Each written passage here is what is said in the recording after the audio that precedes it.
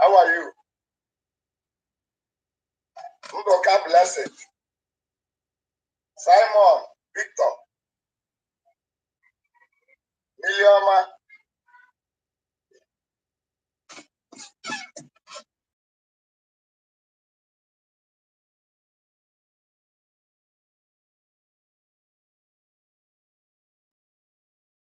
Alola, Obondabai.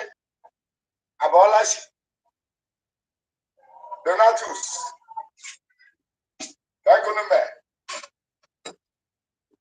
Benjamin. Harry Chuhu.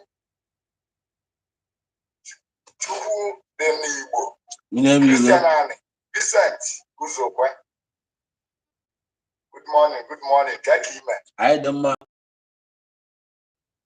Yeah, the great channel. And it's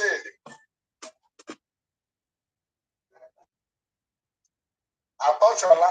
Sorry.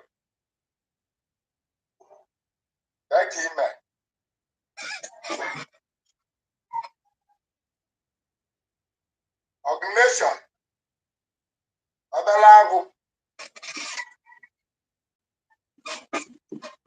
Good morning. Maze O.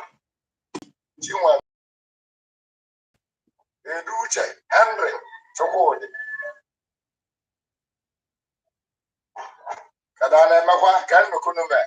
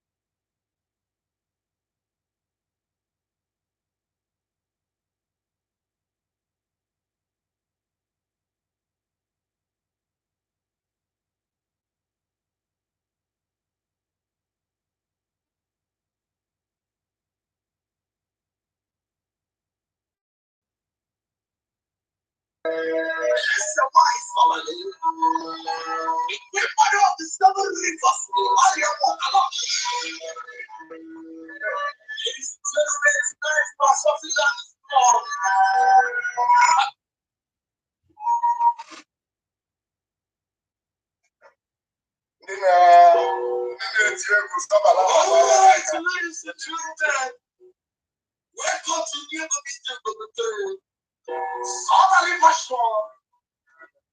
This is a special dedication to Dr. Chukwuemeka.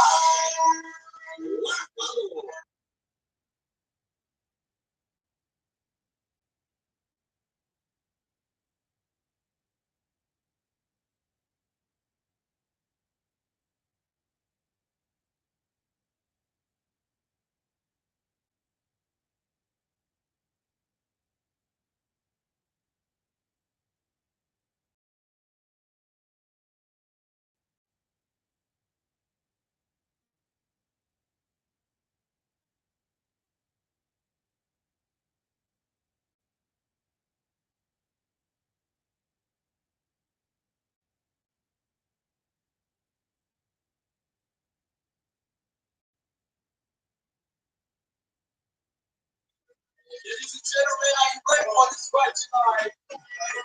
What's like? Talk to your people tonight. Talk to your people going on. What's up?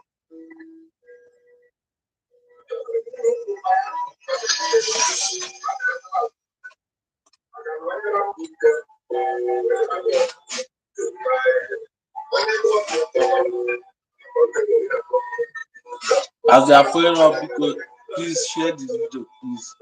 Share this video, please. We are begging people to share this video, please. We are live.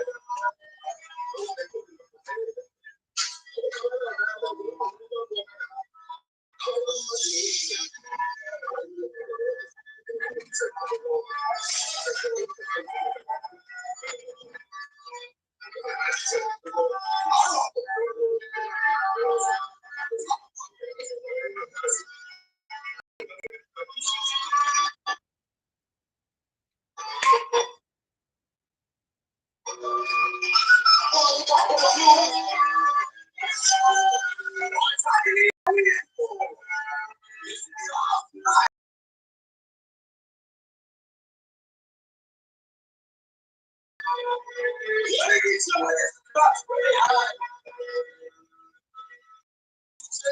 ready for this fight tonight.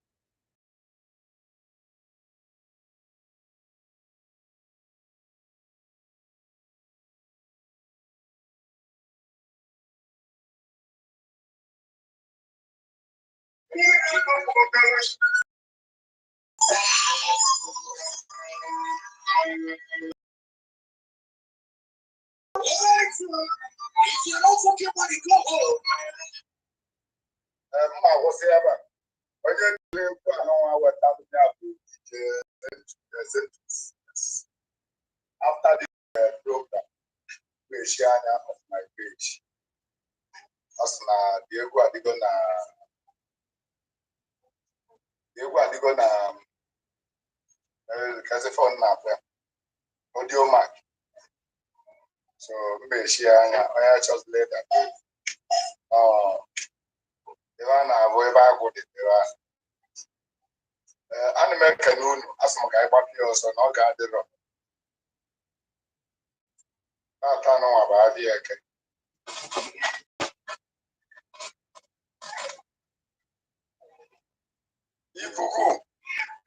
Ikuku odemunzu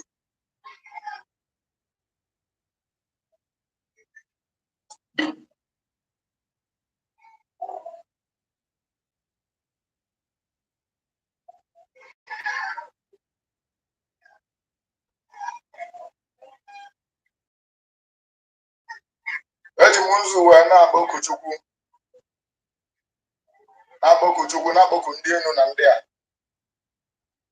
na aboku ndị mbọ na ndị eke adogbo arara wale budi chewu ni chanda chewu ke ni chewa dodu na diba dika na isi da nwoke na ada nwanyị ụmụ nwoke na ọgbọ nwanyị na nọsị na chututu goro re ana nkata na diri chema na bọ kwa chema de eke egwu ana kwa na abụ akabi atụ nzu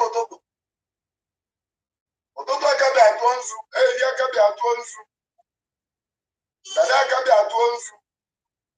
N'eli aka bịa tụọ nzu. Ụtụtụ ọ dị ma mberede ụgwọ anya ọkọchị tụọ nzu udu mmiri tụọ nzu. Ọnwa na kpakpando anyanwụ n'igwe dị nzu bịa tụọ nchi oboru ugbo.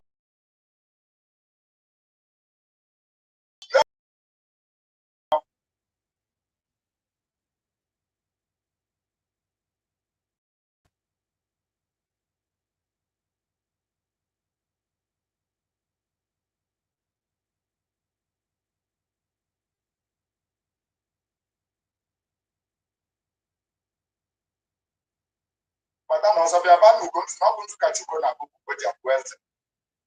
Iru ndị na-agba nzu a na-abaraba gwuru. Mana nkịta dịrị ile mbụ. Agwa m nso osi nke ọnya na-achali mpụ aka. Egwe na-egwe n'ute egwele. Nzuzu nọnchikilitarị n'anya ka eji ezukọ ụtọ. Ebe si nọ mmetụta ka ebe ji apụ ọkụ. Ibu nọ nkụkọta ka nye ji apụpụ ọkụ. Gwu a na-abụrụ ebe ebu ọkụ.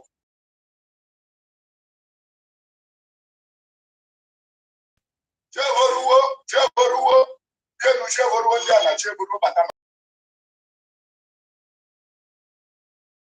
isi ọzọ dịta.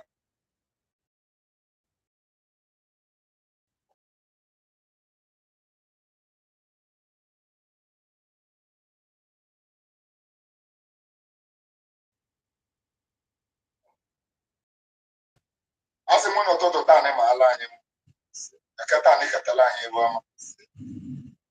Ọdachi egwu anyị buru ọnwụ. Ọba na-achụ anyị na ọba anyị na-achụta. Anya bụla anyị cheta dịbọje ma anya bụ.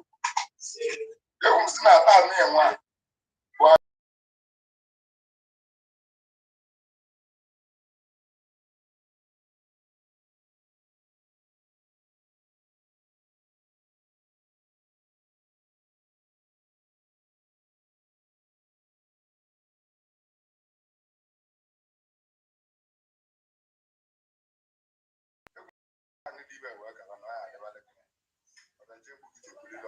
Ọkpachụba ka ọkpa ahụ ada ọbịa na chukwu ada anya na-ebụrụ gị cheta ji ọja mega anya bụcha afọ ọ ya adịla gị na mma egwu m na izu ụka nwa ya metala gị ezigbo mkpọrọ ibe dị mma ka ya bụ n'ime izu ụka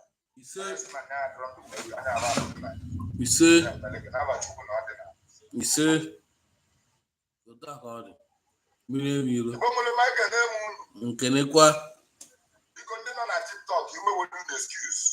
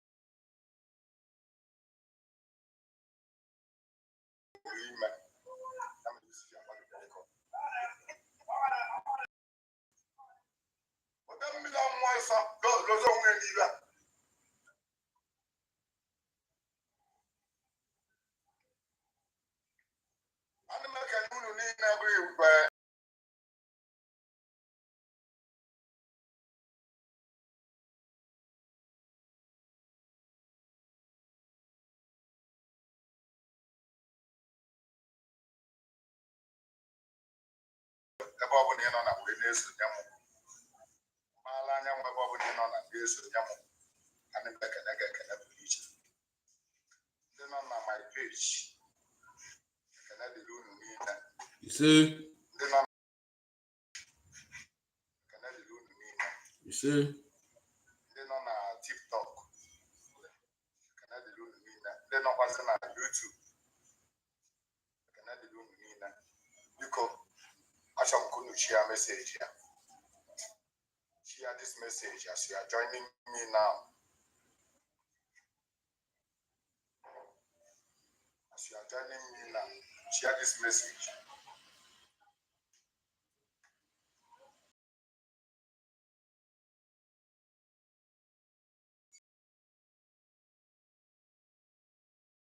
This message as you are listening. You got them out for one month not joining them on my page. You got some people notified, but you might not join them on my page. They're not on my page. And I can hear it. Might not join them on my page.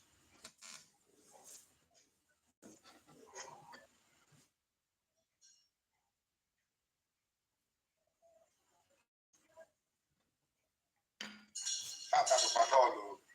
Even I'm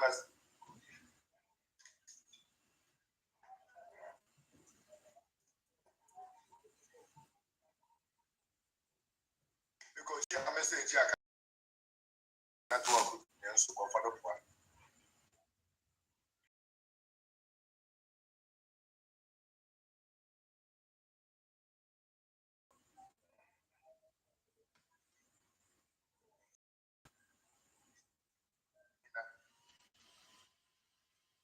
American open in on a witness and young was in Qatar. The country will put a book. On your win and only a one and a ball, Billy will lock about.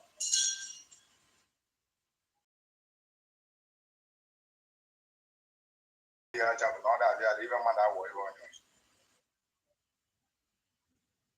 Can get us the road to bring an animal with the get on your work. You can I go home on the Aki.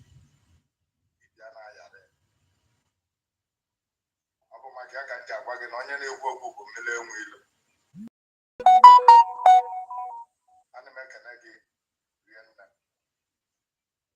because this winners and young was in Qatar. Our topic for today. Our topic for today is new to our work. New to our work. New to our work. Age grade. Age grade.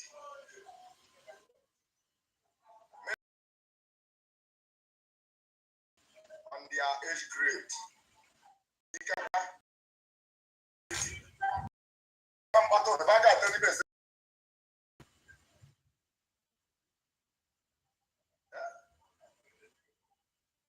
I'm a more Alan Mazo, no.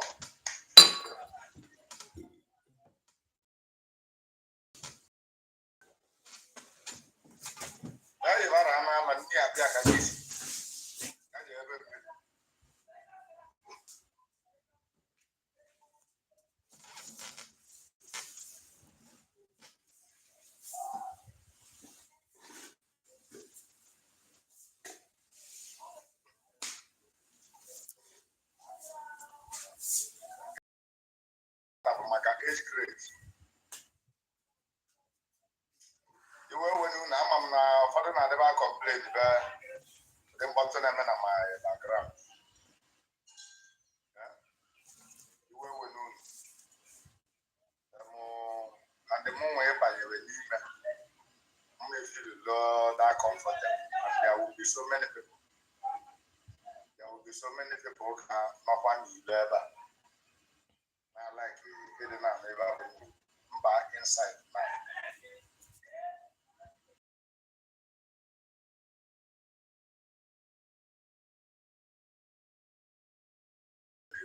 Then, what's the one of our one of our people? No, 24 boys.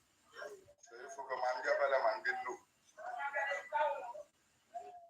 And I control it, didn't look. Then you control the good and the other line no one. So I'm my own never forget and comment at times.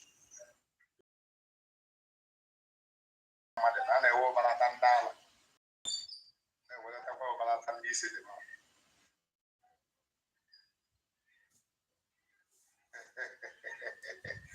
I live with Navana Puala. I got two who can now. I saw no one. When they are going to back, my own Amana.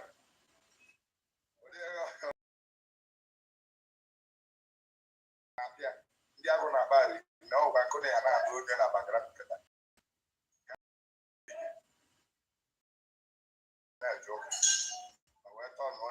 When I get it on one, the man control the one.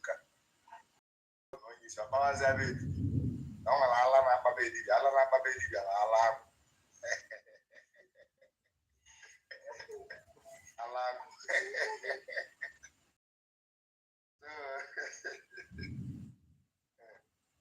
You will know where? Good morning. None. If I get whether that's important of joining your age grade, important of knowing your age mates. In Africa, let me say in Igbo land, age grade is highly recognized. If you have age grade, then you have not been a man, or you have not grown to be a woman. Age grade is something of celebration anytime you recognize your age mates.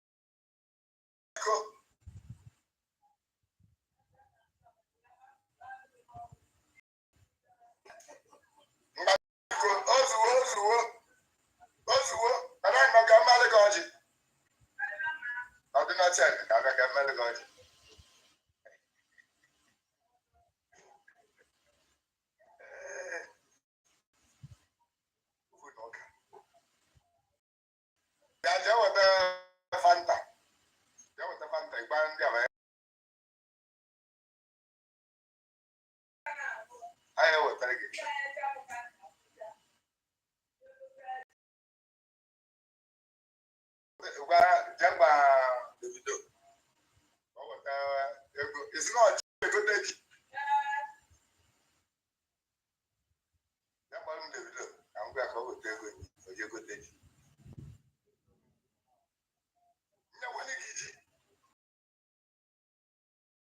That's why I'm going as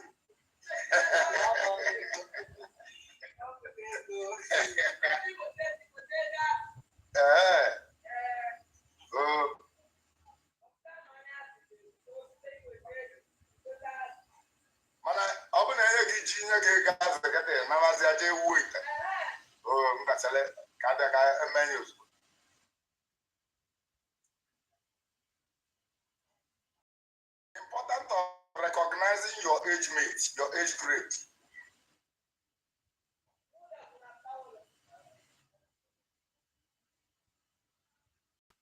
Age grade is a very and important organization in Igbo land. Age grade is a tradition. Don't call them just age grade. When I posted this yesterday now that I want to teach about age grade, someone jokingly, the person said, age grade, does they give money? That is, who age grade help? Something like that. Almost we would do age grade or Jamonia or material stuff like that. Age grade go to our boggy. Open a for Kenya Mobo go for. They can know what you use to Naga, where Bacha to Gabia, Bondi, Ogase, or Bomu can or Bomu wine.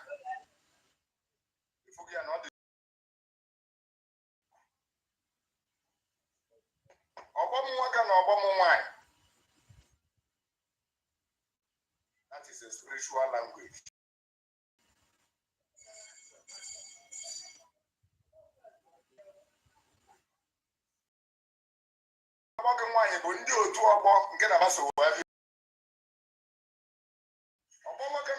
Normally become friends in the underworld.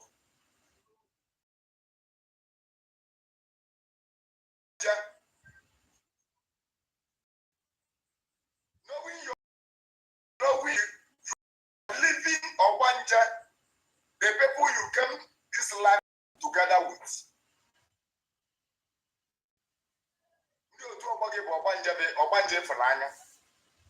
There are laws that are binding. There are great consequences when you fail their laws. An ordinary thing. It's not just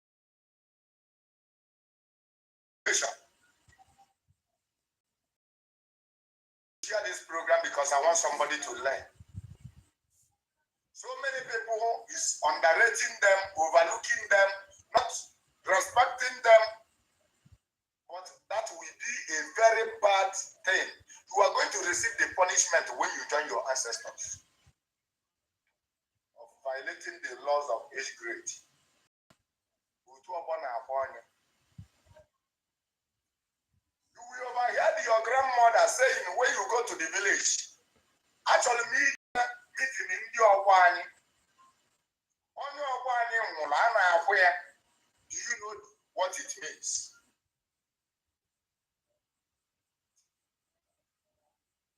I am very sorry for those that is complaining that I told them that I promised earlier that I'm going to teach about those that have a spiritual calling. I am very sorry, but this very topic, it just came. It came like a reminder.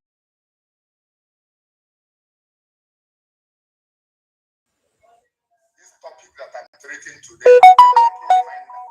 Maybe you are skipping something. You have thought about Obanja, you have thought about Dada, you have thought about so many other spirits, but you have not thought about age grade. So I don't want to skip it and I don't want to forget it. That's why I chose to teach it before teaching about that those that have a spiritual calling. Perhaps I've already teach about those that have a spiritual calling some couple of months ago. But people keep on asking about it, So I want to revise it back. But that will be next week. So I am begging everybody that it may concern. I'm deeply sorry. It's like I'm skipping.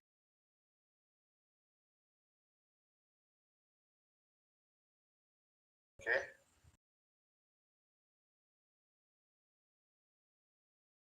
As long as you are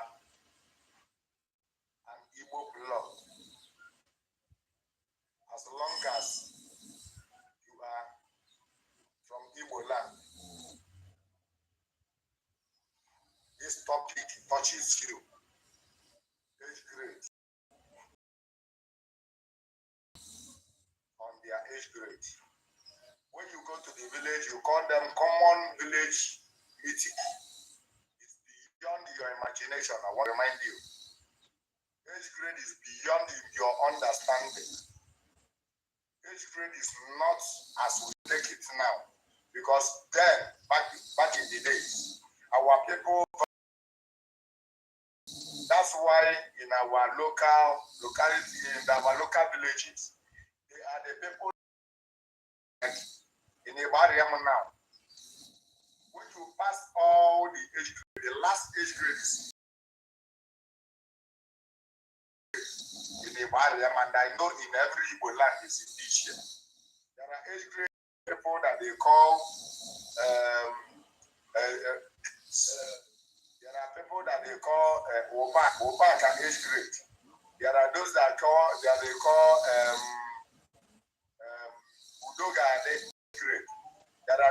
they call Organiru age grade. There are those that they call Ifadiko age grade.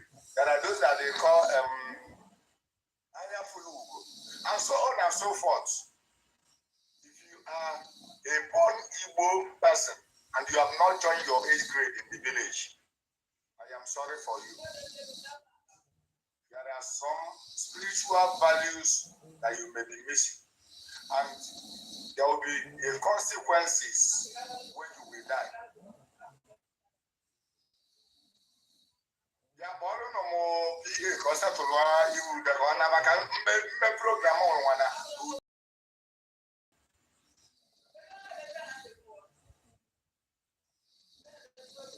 ala na ala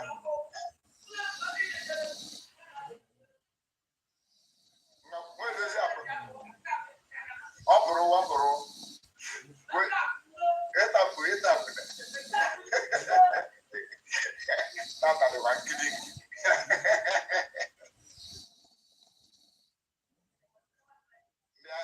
ndị agụrụ abụ ababago mbara ababụ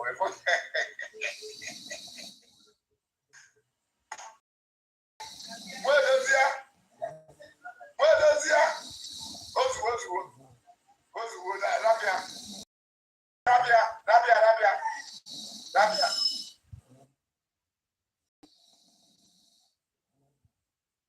ebe a na-abụbe dibịa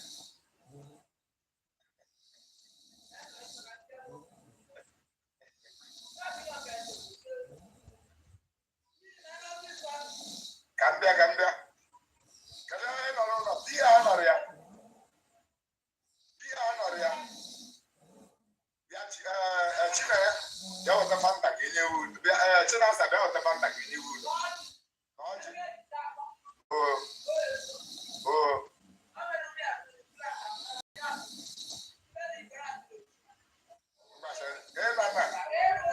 nna chere ka m bịa weta fanta Chinasa weta m fanta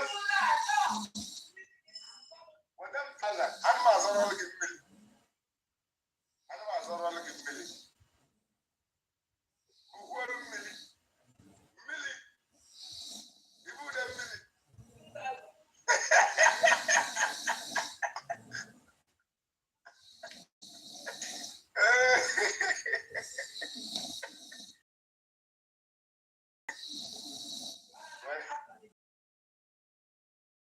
were 2000 ije bute ovu ji n'ibe bute ovu ji mgbe ibude ọgwa mese tụrụ go okike na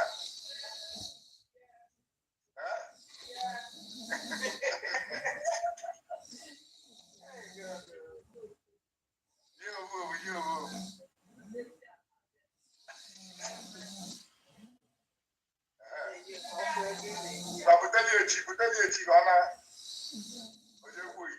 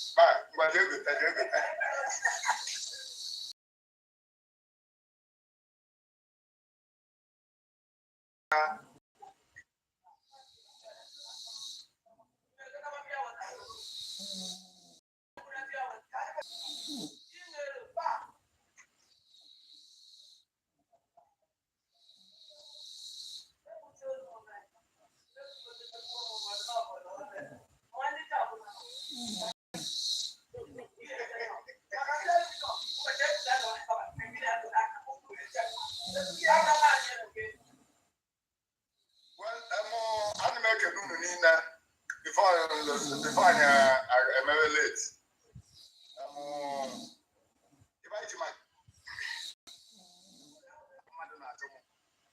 What is a fair weather? I would know where I man have to make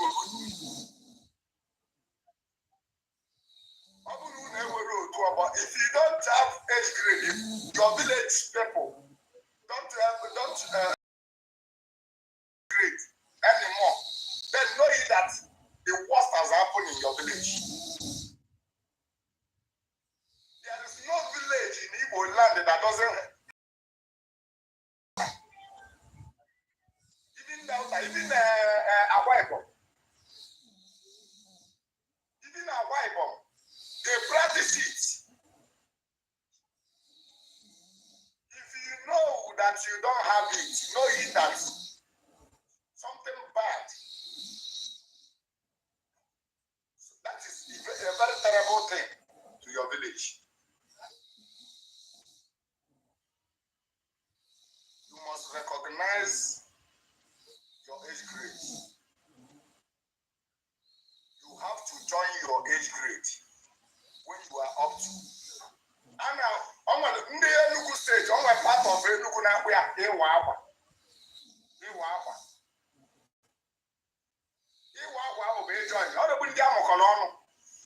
I think all the Colonel, all their age grade, second and job of an hour.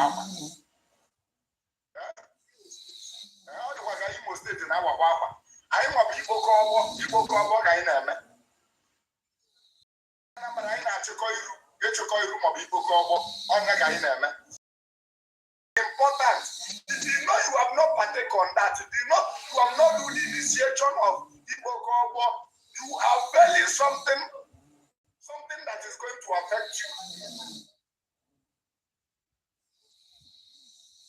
Sometimes it's behind somebody in success.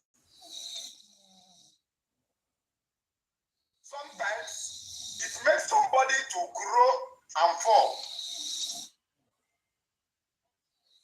Sometimes it depresses somebody assessing his or her destiny. Some people have it in their destiny that when they will join their age grade, will be the time that they will start making money. Some people have it in their destiny that once that they join their age grade, it's part of the oath you took before coming to age. Age grade is something you must not play with.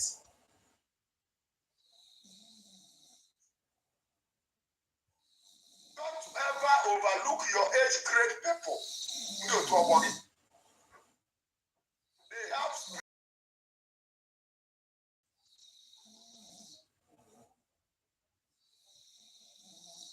They have spiritual income that will add to you whenever you join them. If there is anything in your destiny that when you join them that the thing will manifest. And normally people used to took that oath. Whether you believe in tradition or not, I am telling you this thing for record's sake. Please record. But there are people that will benefit from it. I am telling you this for record purpose. Try to save this video, share it as you can for many people to know this because people don't value it. There are spiritual rights that you will, whenever you join them. Don't ever overlook your age grade level.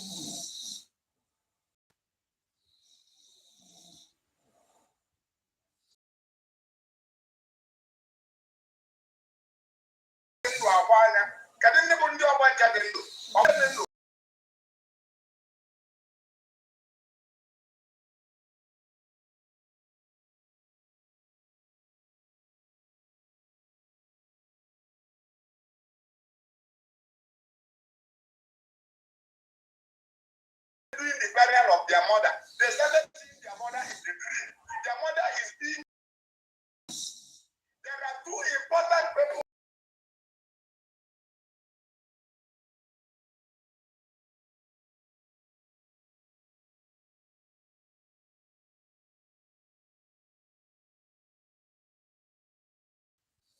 Your mother was not buried properly.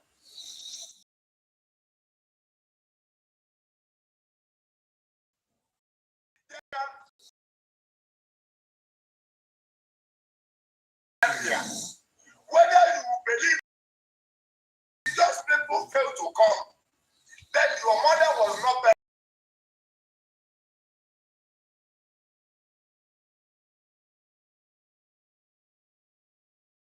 After doing burial of their mother, their parents, things we started going, things we started falling apart.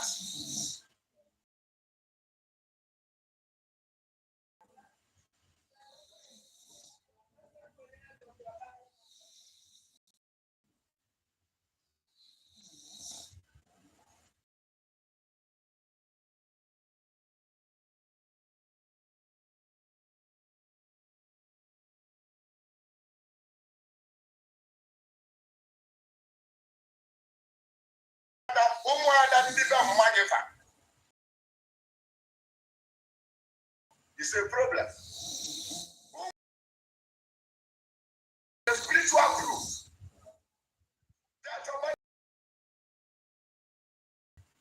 Her age mate. Age mate is a spiritual group. That of all money.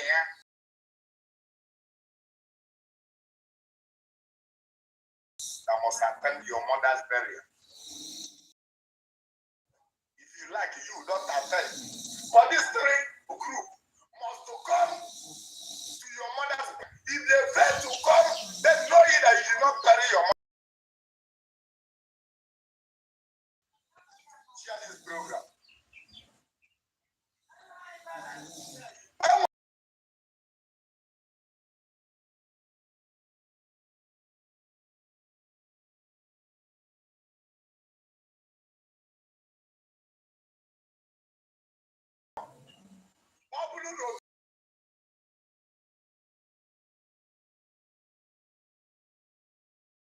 Also, you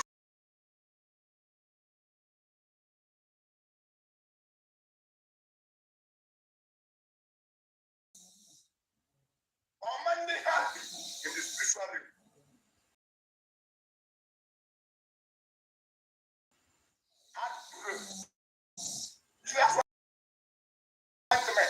That's why you'll be experiencing promise and fail.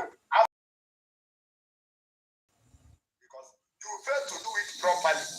This message is for that call him or herself Igbo man or woman.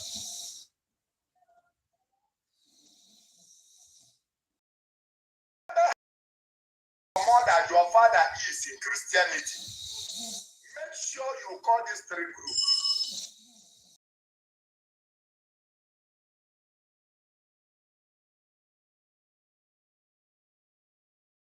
Man, that's why they demand too much. When that person did not join them to do that thing that they were doing, when the person, when your mother was alive, because he did not join his age mate, or he neglected them, he did not.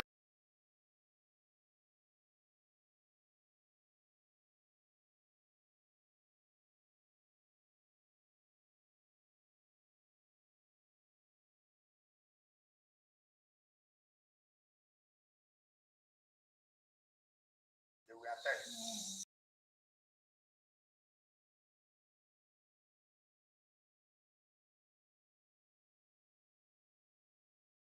Against you. That your late mother, the spirit of your late mother, we support them against. It's your duty.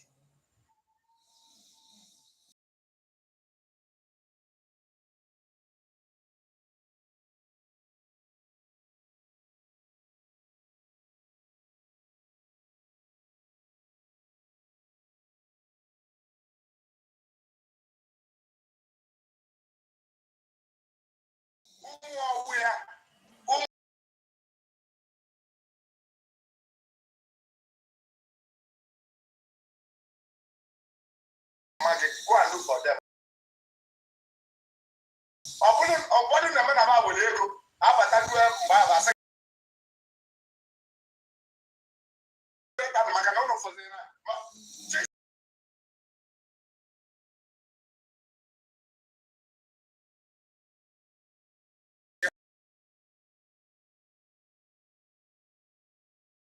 for them. Go and call them. Settle them. Do the clearance. That is the only way you will be free. We get on a Fanta. We get on a motor. We get on a beer. Or not. We get good rice. I know you didn't car. I know you didn't car.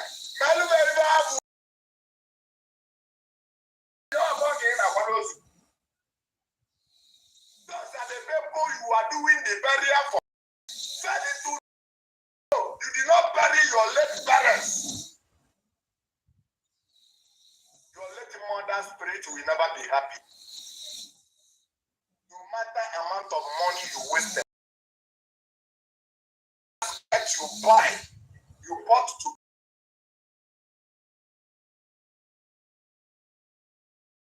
When they left your place with anger,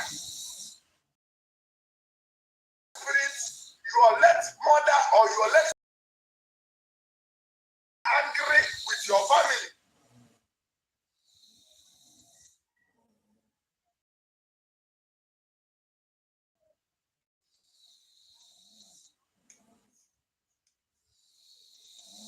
Don't you ever overlook that. They are one of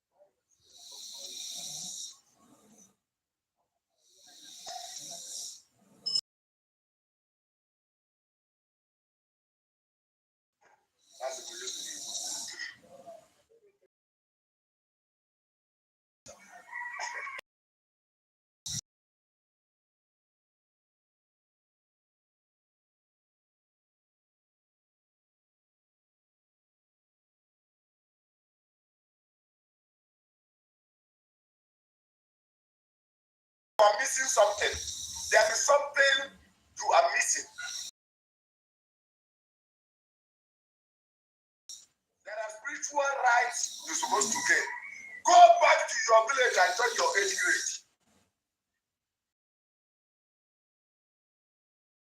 When you are alive, when your age mate did not bury you, it's a problem.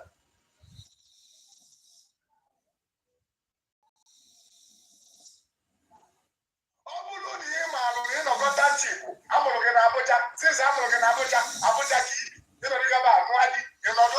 your age grade, now baby, as a one year.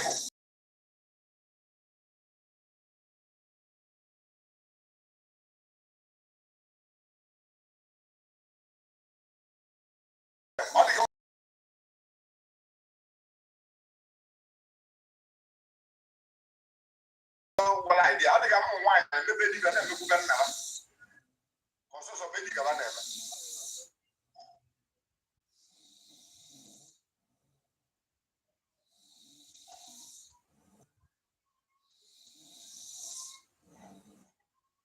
nwere dị aware ọ bụ na ị maalụ na your mother ọ bụ na ị maalụ about your mother very well ịmama ọ na-eme na be di ya na-emekwa be nna ya ka ọsọsọ be di ya ka ọ na-eme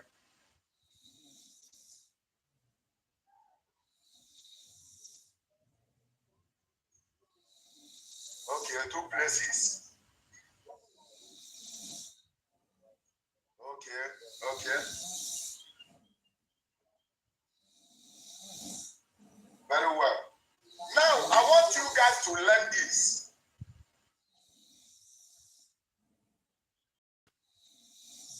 achọrọ m ka unu mụta ibe ata bụ nwaanyị maybe irugo 30 years mgbe eji ya mmebe ya n'ala Igbo bụ onye nụọ di amara m otu unu si achịkọta ya na be unu mana be anyị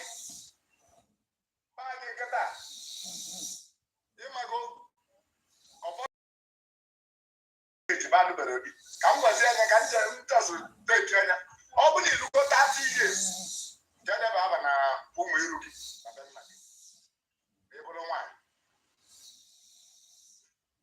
aba na ụmụ iru gị na be nna gị debenye aba soliva tọba ụtọ ba na-atọ 200 ịtọba ba na-atọwa 1000 soliva tọba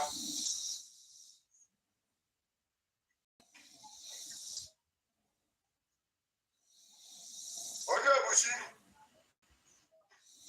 bịa jee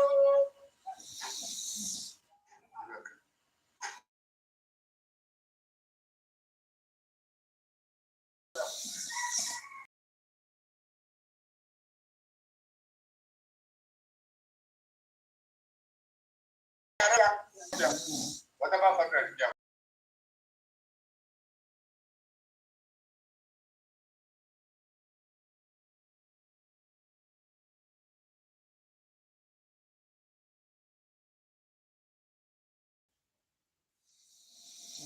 I'm gonna make better.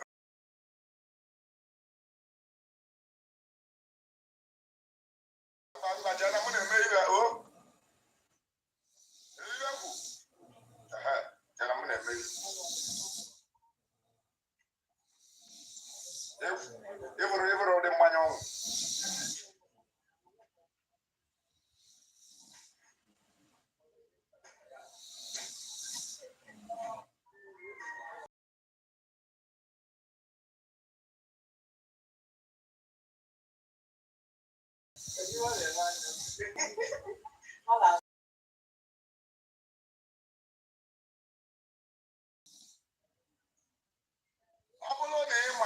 You go 30 years.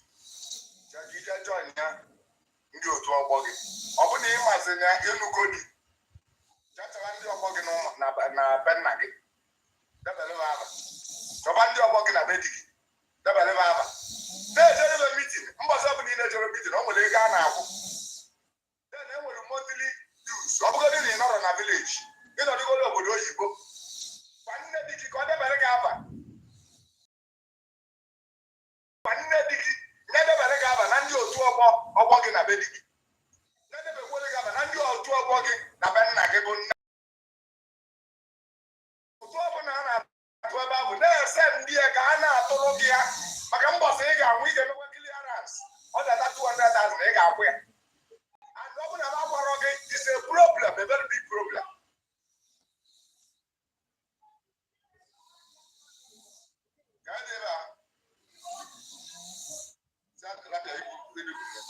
Ibu da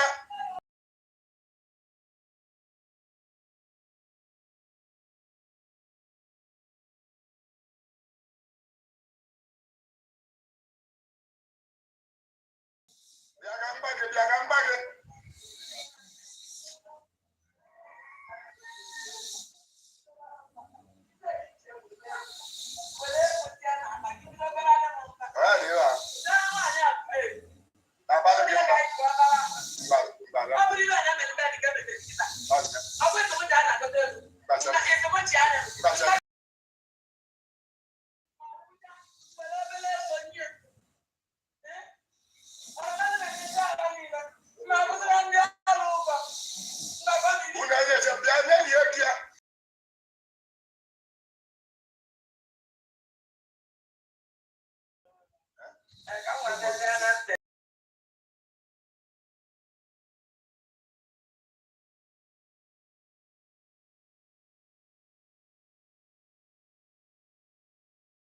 ya jabasi bia bugale ni ejia kala pete gisi na na nya ala mba kana mba pete di ejia si aka pete di tofu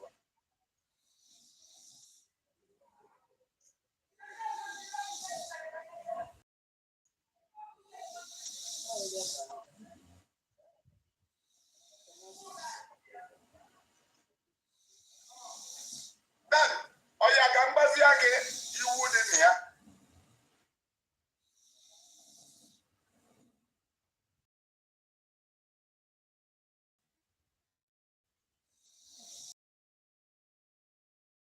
asolova join ya ọ bụ na ịjọ ya ndị otu ọgbọ gị ọ wee bụrụ na emebe ya beria ọfụ onye ọgbọ gị otu enu gị sọrọ gị nyara ụdị ego sọrọ gị wee ụdị nnekwu mmadụ sọrọ gị ọsị ya bụrụ na ị na-apụta gọvanọ ma prezidenti ọ bụ na ị malụ na ịma nso wee jeje nyere ego ma elebe sọpọt ma jee kwa ya bụrụ na ịkwụgo ụgwọ ka a dada na gị nha na mmụọ ọ bụrụ nke mmadụ ịda nha ka a dịrị na gị nra na mmụọ ọ bụrụ nke mmadụ jee ka ijekwa onye ọgbọ gị ọ bụ na onye ọgbọ gị ọ bụ na ndị otu ọgbọ soro wee gwa gị maka na isoro wee mee iru ọ nwere ike imeleba gwa gị jere maọbụ gị jegodu suspension maọbụ gị je weta ego na-edi otu aka iwe ebe debe arị ọ bụrụ na ndị ọgbọ gị agbaghị ụdị ebe a jee ka ije yọba aba ịmalụ data ime aba gbaalụ ọ bụ na ba agba alụ gị isoro iwe mmebe ihe ba na-eme ya dị na gị naanị ọ bụ na ba agba alụ gị isoro iwe mmebe ihe ba na-eme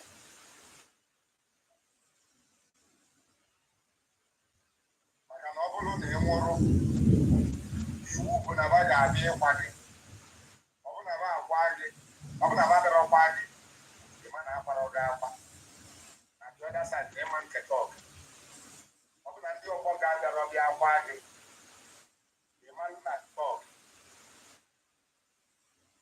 ọ ka bụ ịma nketa were ibe ọ ga-anabụ gị ma ị bịaba ụwa ọzọ ọbọdụ ga-akata n'akalaka na ba ga-abụ nnekwu mmadụ mana maka na ndị ọgbọ ga-agbara gị in your previous life ọ ga na-edisturb gị ịbụ nnekwu mmadụ ya ị ga na-enwe disappointment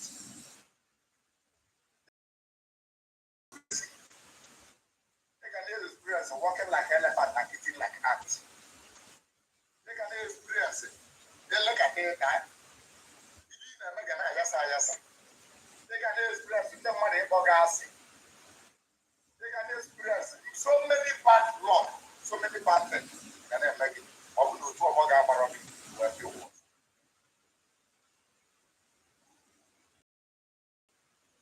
onye mere o ji wee bụrụ na ọbọdụ na-abụba agbasị ya mmaba maọbụ mpaba ịnọdụ na nlego mpa ga-egbu oju oju ụka maọbụ ịnọdụ na nlọ ụlọ prago igwe maọbụ ịnọdụ na nlọ ifo mkpaga ebe ọ na-achọ ịgbago okwu onye ahụ kwagolo agba agbasighị ya ị na-abụ ya ma ọ na-ewupe ka mkpaja gị ebe ọ chọrọ ịgba gị ebe ọ chọrọ ịgba gị bụ na ndị ọgbụ ya gbaa ya mma ibe ọ chọrọ ịgba gị bụ na ọ dịrị eketa oke na ala mmụọ ya ka ọ chọrọ ịgba something is wrong somewhere enyebeli ya the burial right ya otu o si wee kwasị ọgbọ onye na-agwa onye ụmụ ọgbọ na ụmụ maka ị na-agbalụ mmadụ the family member bụ jọsọ bịa o nwere omenala ba na-eme ụmụnna were egwu a ga-akwụnyebe mee ka chọọ na egbere ụmụnna ewu ya ụmụ a na ịmalụ ibe niile aba na request nye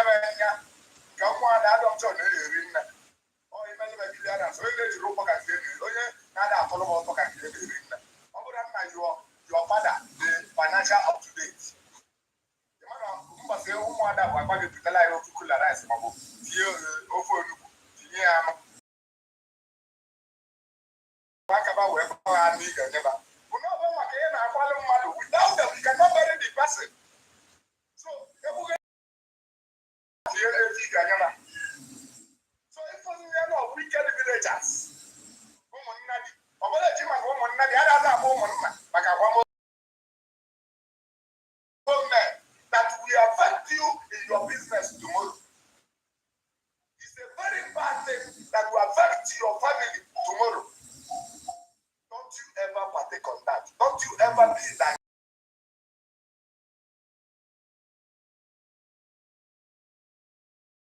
Onye bụ otu wee dị mba jee ebe a na mitin ụmụnna ụmụ nwoke ebe a ba na mitin ụmụnna ụmụ nwanyị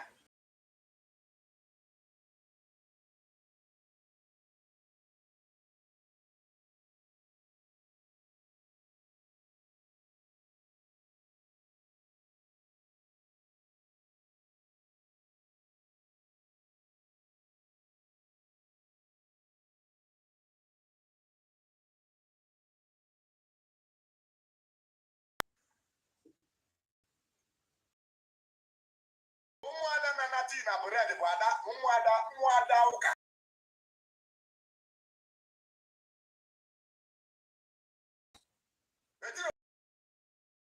odo na ya maka gọmọni ibe na modern age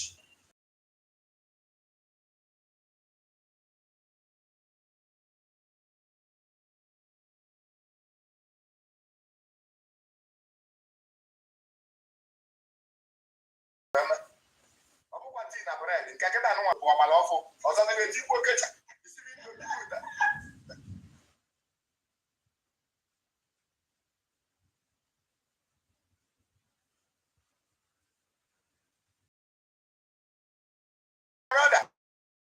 ọ bụ na ma anaghị tii na bred naghị kecha naghị ndo naghị spageti naghị salad buta buputie is their right. Let them bury your mother properly. Let them bury your father properly.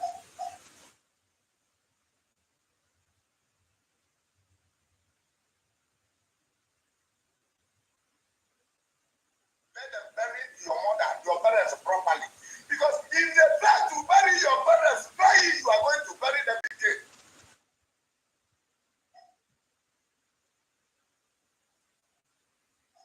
Knowing that you are going to bury them again. You are not burying your mother.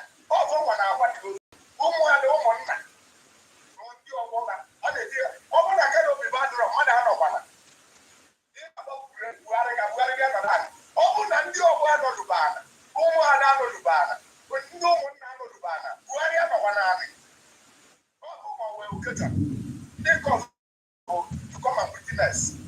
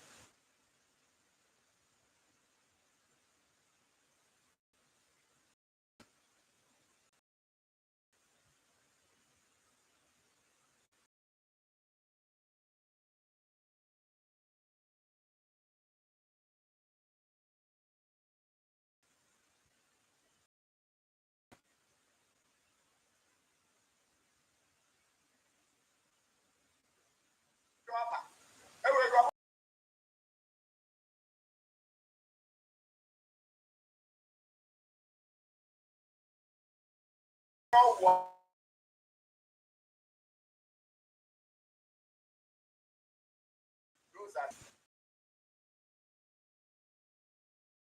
the repercussions. Ọ bụ na ọ bụghị agbara gị agwa ị nwere ike ịnwụ n'afọ ime. Ọ bụ na ọ bụghị agbara gị agwa ịma mbi ogologo ndụ ga-atọ gị ụtọ. Ọ bụ na ọ bụghị adịrọkwa gị which means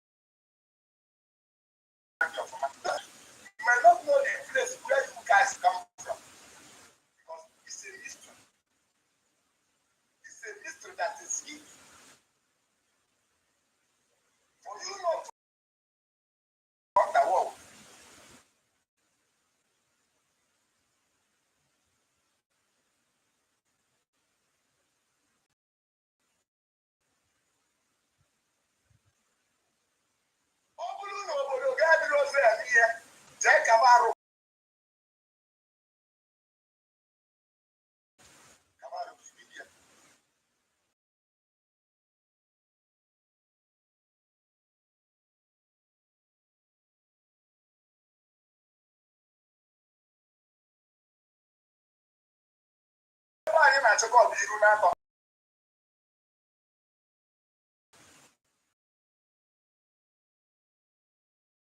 ndị nke mụ na ha na-emekọta ndị amụrụ 1989 1990 na 1991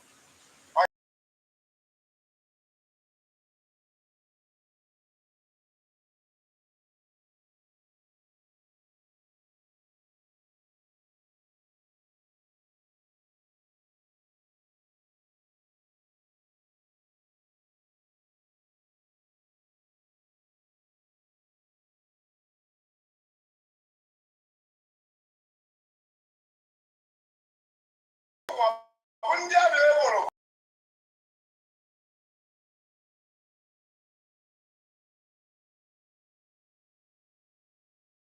them one day in this planet was an age grade ndị ọgbọ ọgbọ m nwoke na ọgbọ m nwaanyị bụ ndị ọgbọ nje ị ma na a na-achụpụrụ aja ndị ọgbọ ị ma na a na-achụpụ ya ọgbọ n'uke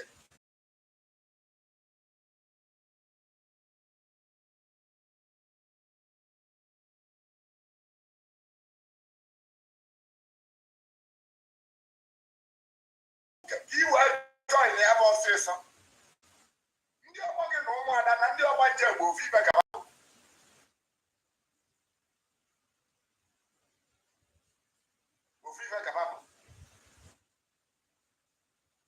go and do the initiation go and join them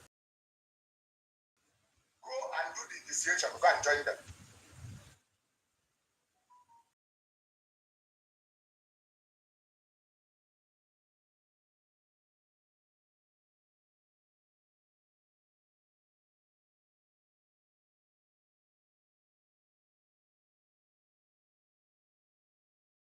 nwere ọgbakọ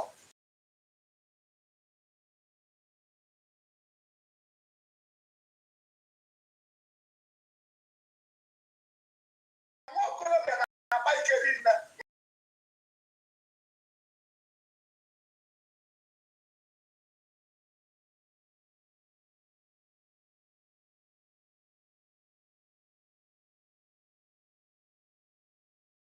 onye dị ndụ ama mma ịmama na ndị nwụla nwụsụ na-emebiti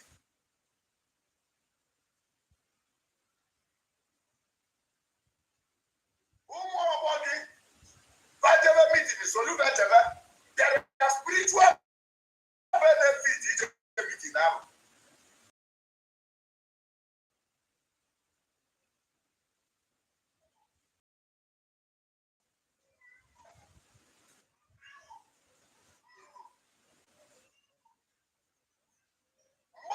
ndị ọgbọ nọ ọgbakọ si na ba na ọgbakọ na ba na-akpa alụ ndị nwụrụ anwụ na-esobe in their midst ndị nwụrụ anwụ na-anọ n'ime ha ndị nwụrụ anwụ na-anya is behind the scene sọsọ onye bụ onye nwere spiritual seeing spiritual eyes ga-afụba ịbataba ifo crowd eju even populated than ndị dị ndụ fadị na-anọdị a na-asa izu. That is the only meeting where everybody will be united, both the dead and the living. Go and join them.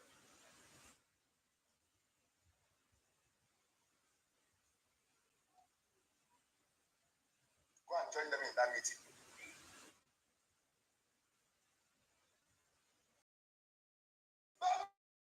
Don't be a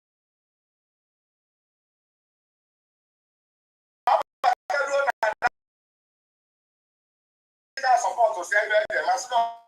Okay, Mela. I'm not I can get a good Malaysia man. That's man.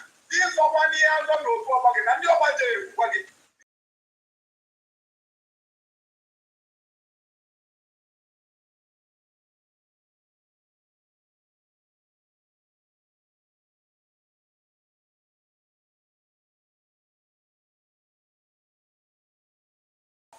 people that they never okay one. Maybe you know what you do in Ghana. You talk to each other private and gas support.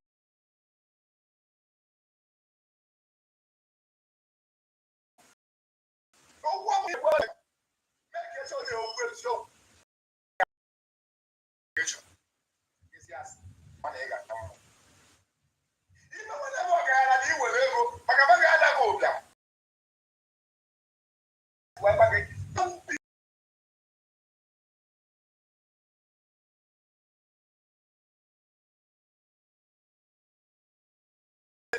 one-sided maybe open na onye okwuru na okwu daga na nke na mama ya adịrọ na mma maọbụ nke na nwunye ya adịrọ na mma maọbụ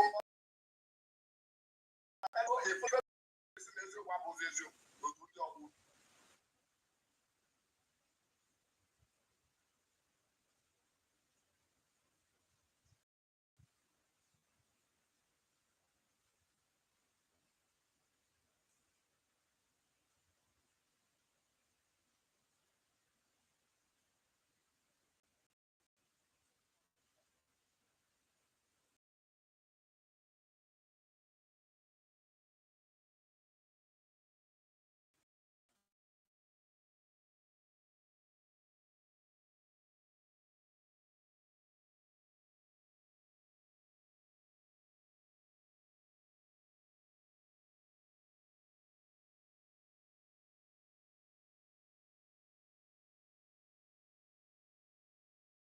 ndị ọgburu wee bawa mba ikwụrụ ọtọ kwuo kpọkọmplen iti imere ọ dịrọ mma kwuo onye ka ndị dị ndụ ya ka ndị nwụrụ anwụ ya maka na ọ bụrụ na m na-edere anị kọnịkọnị ịma na ọnwụ ga-erugo nso ị ga-anwụzi n'oge ga-eruru elu ọ bụ na ị gata na aka na ị ga-anọ 100 years ma chọpụọ your life biased. Don't you ever neglect them.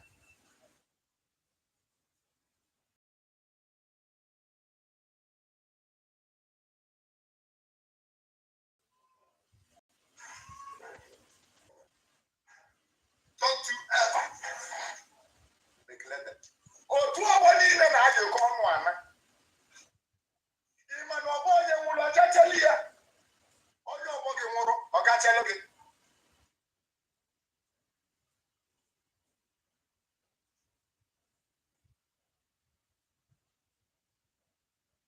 ọ bụ na onye ọgbọ gị anwụrụ ọ gachalụ gị.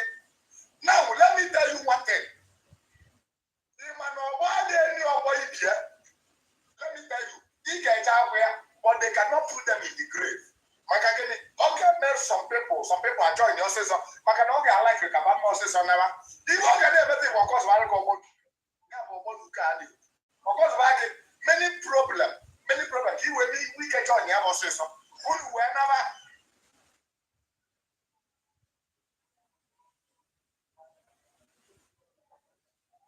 ije na-ekiri ozu onye ọgbọ gị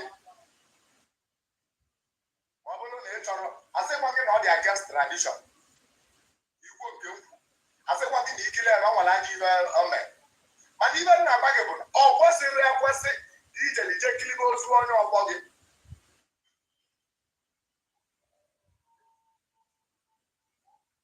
ụbọchị gburugbo ọnwụrụ ọgbụ ya niile ama mbịa baba ka ebi ya ejisi anya ma wee bịa they will not see the dead body. They will never see the dead body.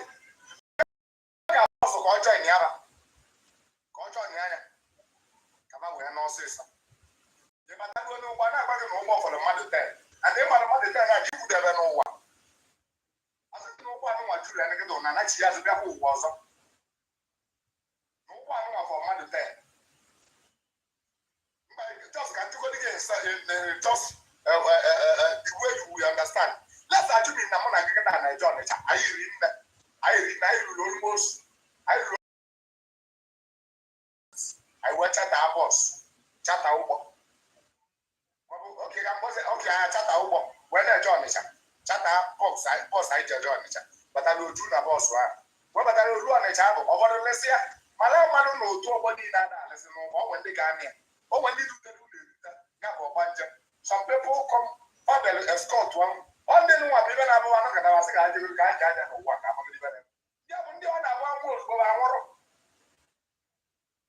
I'm almost supposed to go our over the Nabia. Only see market you don't never belong now.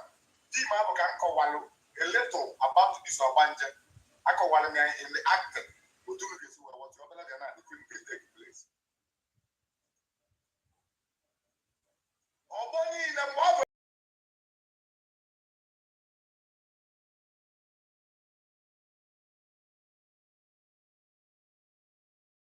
n'ụgbọ mmadụ 50 ahụ bụ onye n'ime ha ga ga-akpọ si ya na mmiri nwa ya jide gị mmiri a ya jide gị mmiri a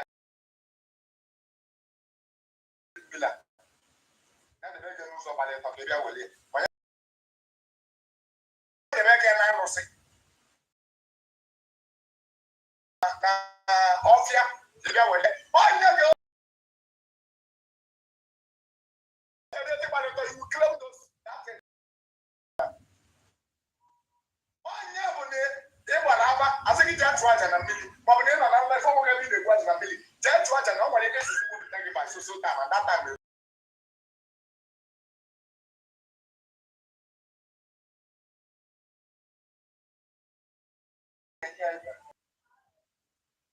onye abaja bụ ịga mmiri erika ọ bụrụ ka asị gị eje m na mmiri last year ezigbo m jee na mmiri ọba dibịa amara ife ọ na-eme aja a na-achụ na mmiri erika a na-achụ aja ndị ọgba nje a na-achụ aja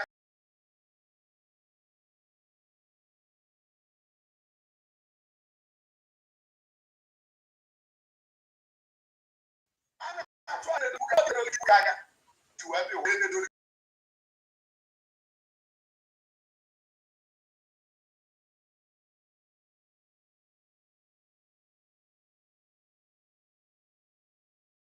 asị gị gbara ọzọ jebe n'ihu nna gị enwere data ibu wefere gị n'ihu nna gị jebe n'ihu nna gị jee bụ anụ n'ihu nna gị ka ekele mgbe ibu gị so many people are failing behind because they fail to do all these things.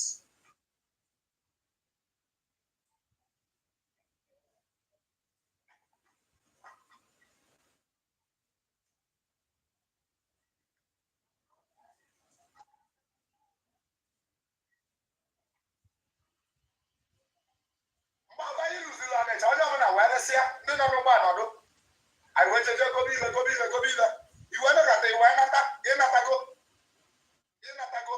igosi gị na ịchọ iko bataruo n'ụgbọ a na-agwaghị gị na ọfọ mmadụ 10 adị mmadụ 10 ahụ ịfụkwa aba n'ụzọ ebe a bụ ijele iko ibe unu niile ejele ofufe ma bụ emere ọsịsa mgbe ụwa anatara ịbatazizi ya kedu ihe ị ga-eme mana unu niile na-efu unu wee nachi ya azụ kedu ihe ị ga-eme I just ask you a simple question. Ọ bụrụ na mụ na gị so wee jee na main market anyị jere igoti anyị iri nne wee bataruo ọ bụzi na iwe ụgbọ anyị fọrọ bụ mmadụ 10 n'ọrụ anyị zuru anyị 10 anya nachi ebezi azụ nọ mmadụ 10 na mmadụ 190 nọzi n'ụgbọ ụfọdụ mmadụ 10 and mmadụ 10 na ime itiri n'ebe a bụ ije kedu ihe ị ga-eme achọbụ ka somebody zaa ya kedu ihe ị ga-eme what will you do kedu ihe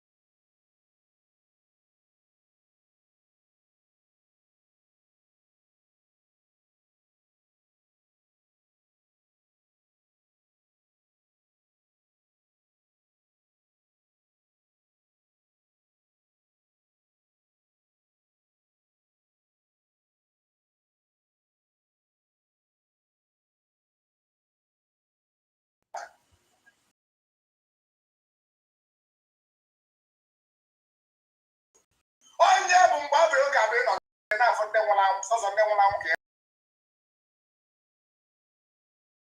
nwere iru onye na-nwụrụ anwụ ya na-afọsịkwa na nlọ nke na ndị nwụrụ anwụ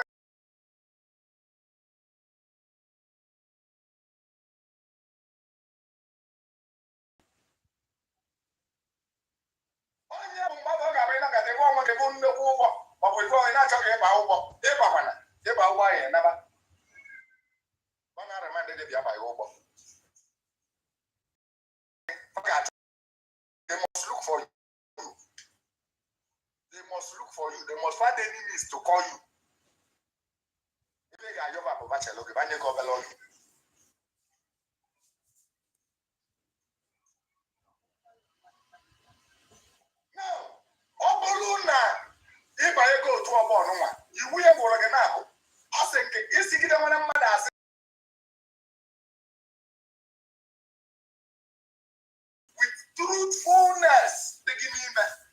na-asị ịmakwana otu a were eziokwu wee soro ndị ọgbọ gị ka anyị si asị ojide gị ndị nwụla nwa adaghị mbra ndị anyị adaghị wee ike bụrụ ọnwụ ndị anyị adaghị wee ike ma mkpatazi ego ndị anyị adaghị wee ike ma ndezi ogologo ndụ chi gị kwuru n'ihe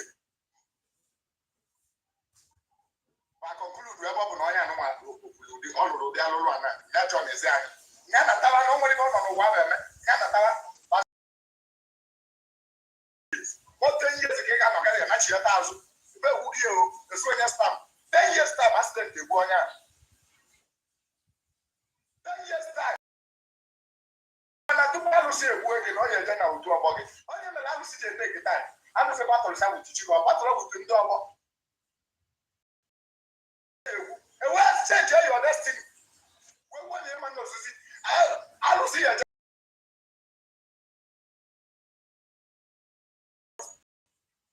maka alụsị ndị ọgbọ gị ka alụsị ma ọ bụ alụsị na-alụ ha ntụ ha onye mere oji wabụrụ na atụrụ mmadụ alụsị onye wa na-asị ọgba atụgo m alụsị mba alụsị bịa kụzie m ọgwa ndị ọgbọ gị mere alụsị egbubeghị gị ibe ka n'ọgba a ga na-egbekwa ita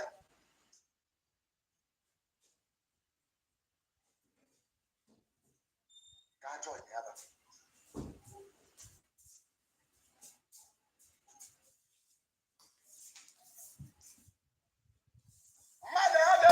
mmadụ adịghị edina nwunye onye ọgbụ ya ewuru ya dị ọda taim o nwere ka nji wee wu ya enyi gị nwoke bụ onye ọgbọ gị mmadụ adịghị edina nwunye onye ọgbụ ya iyikwa na nwunye onye ọgbọ gị na aka adakwa gị nra na mmụọ iyikwa na nwunye onye ọgbọ gị nwunye ya ọgbọ gị nwaanyị nke na-enwe ike ime ọyị ọgbọ gị nwaanyị ịbụ nwoke ọgbọ gị nwaanyị nke na-enwe ike ime ọyị mana ọ bụrụ na mụ na gị bụ ejiment anyị na-emekọ anyị na-ejekọ mitin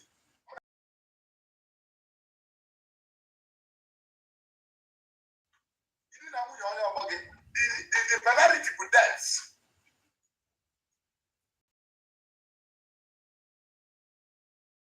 na nwunye onye ọgbọ gị useless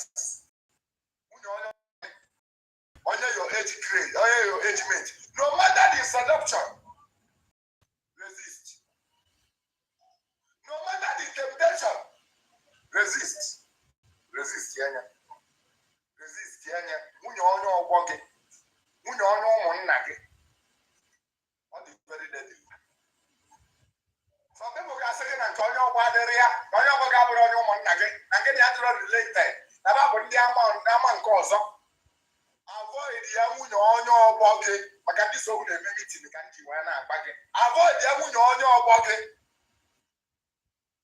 abụghị nwunye onye ọgbọ gị olesi ma onye ọgbọ gị abụ omelị gị omenala ya sị gị nke gaba n'iru ọgbọ ọjị na a na-awali ọjị o wee gwa ndị ọgbọ ya si ya na nya chọrọ ka onye anụnwa na-ayị nwunye ya ike gwabụ na ọ na-atụ nwaanyị ime and ọ lakịrị gị chọ ka ị tụọla ya nwunye ime unless that onye gị permission to go ahead ọ bụ na o nyere gị permission na-ekwe gị na-ekwe ọnwụ na-ekwe gị na-ekwe ihe isi ike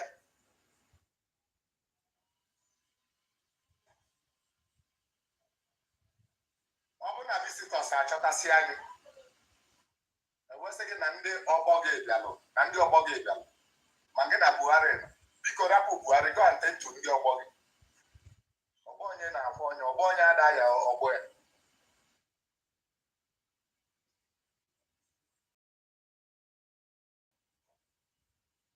okwu a kwuru na ụfọdụ na kedụ maka ụmụ nwaanyị kwa iwu ji nwaanyị na iwu ji nwoke abụrụ ofu iwu ka wee jide nwoke na omenala iwu a na-agụ maka nwunye mmadụ agụrọla ya di mmadụ nwaanyị dị na mmadụ nwere problem nwaanyị dị na lidi mmadụ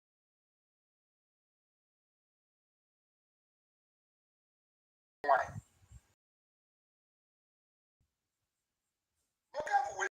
you know, number one.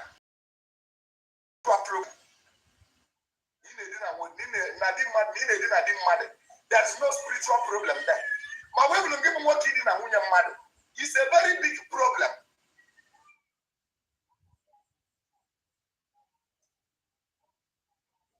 God's son, Ekasen, go and mobilize people to start that age grade in your village. If your village people doesn't have it, go and mobilize your age mate to start it. Maybe God where your father, never you can cover. Who knows? Abolish Makanoka didn't do anything can never threat. It was a threat to them. Second and your baby. Now baby, no one the one and come on. No can abolish in so many communities. Open up no can have one mother, not the other. But then look at the open up one mother. That's why you are abolish. Mama can offer mother about you are abolish in your village. So go and start it.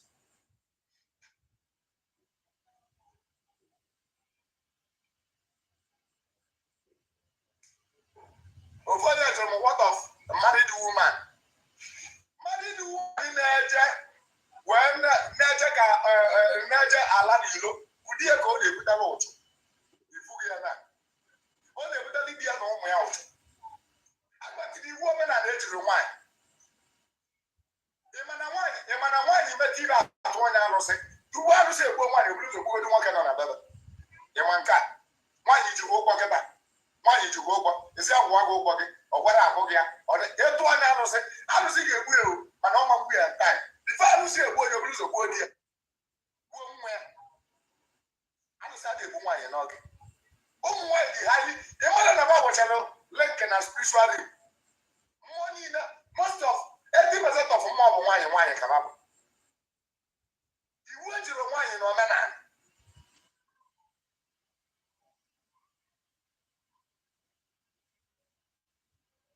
You went to the wine in Omana.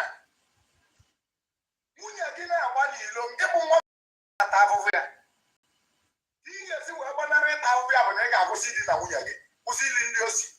Yabuna, Emma Avia.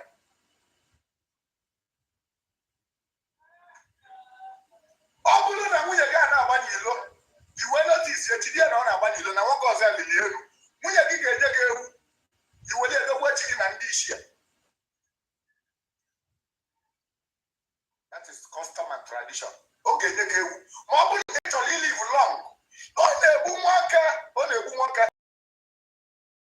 Now, one, you are useless children. I'm going to marry a money. On the boomwalker, my doubt, useless people. Even in the Makamade, where the woman on the Benjamin when you see, I'm going to talk about it. I'm going to get one money level. A manager will be at the cost. I'm going to that you got rock and support on our one you look. They support on Yamako, but don't mind. I'm going to do that.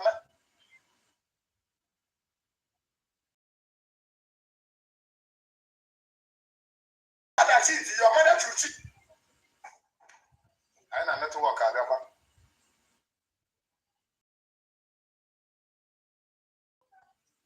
If you are supporting your mother, cheat. Daddy have cheat. Mommy, I will need to live with us of mind. I will need to be with peace of mind. If daddy cheat, you cheat.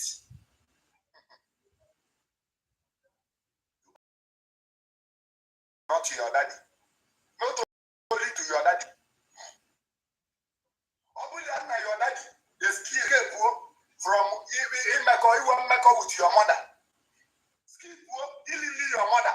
All you have to work on possibly what we get one.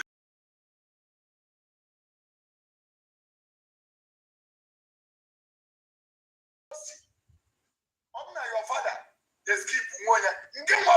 Where am I skip? Even you know the mentally when you see it will affect you. It must surely affect you.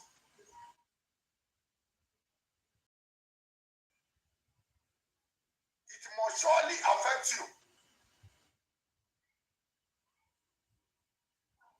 It's nature. You can never cheat. You can never cheat in nature. It means a lot.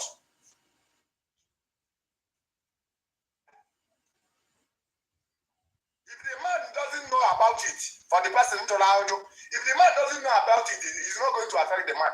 But once the man know about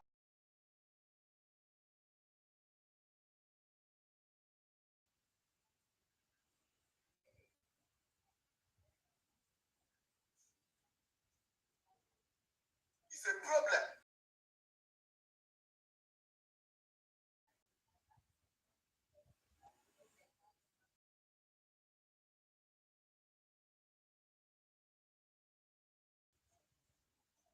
There is a great need in there is a great need.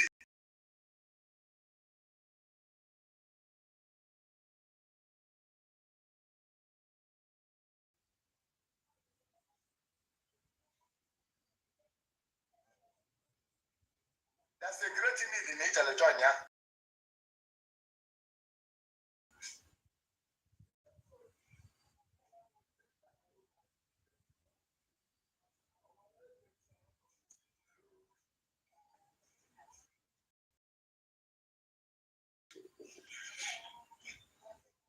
Don't you ever neglect your age grade people.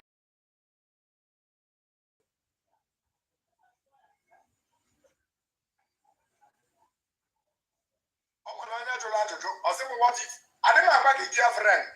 Your girlfriend is no piano. Your girlfriend is right. You tell you on your money. Because you know, you do what you want. Some say, I would them for cancer. Because I don't know about you do what you cancer.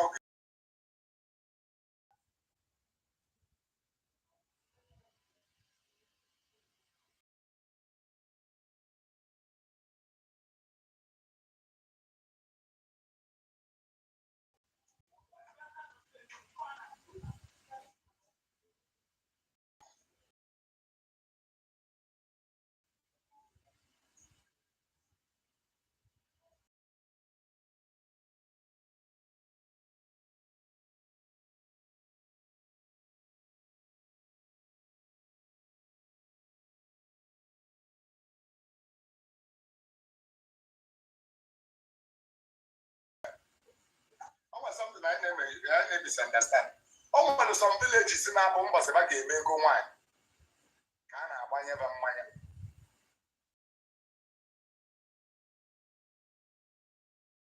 Why you open up with the well?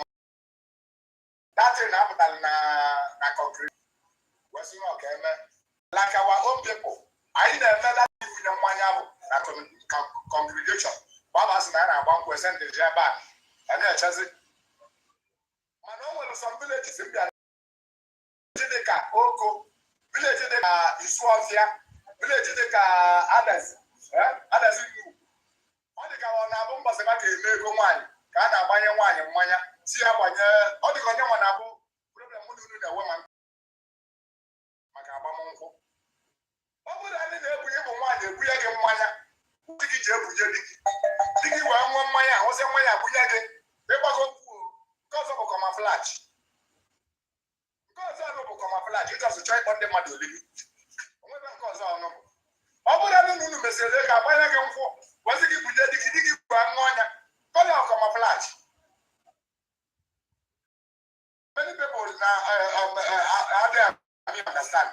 One better what I'm 080 6520 3774. 3774. I'm very sorry. I don't know what about that thing. Hello,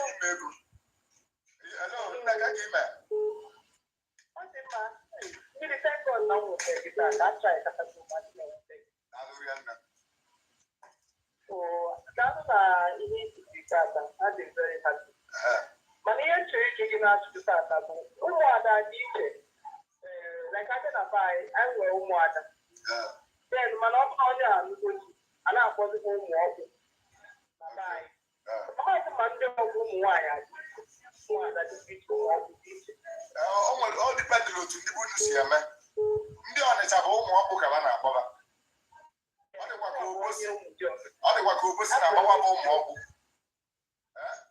ibe sadị anyị na-agwụ ya bụ ụmụada ma ọ bụ ụmụada o ma ọ bụ ụmụ ọgwụ o ofibe gaba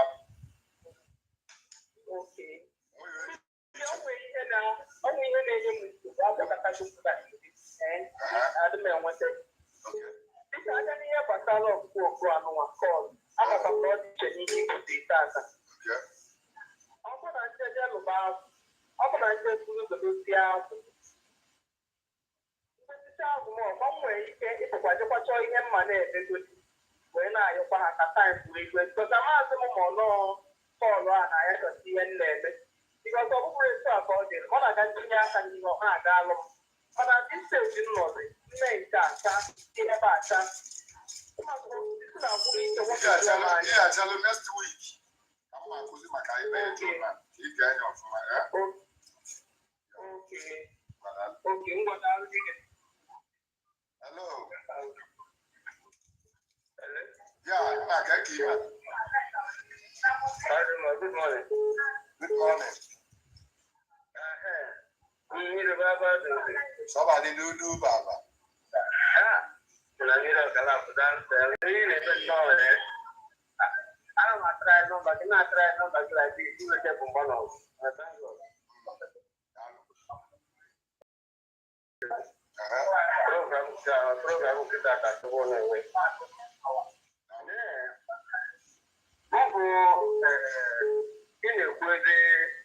maka ndị ọgbọ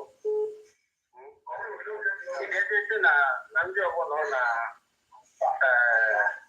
na-arịa ebebere ya ụdị ọgwụ na ọ bụrụ na-eme prezident right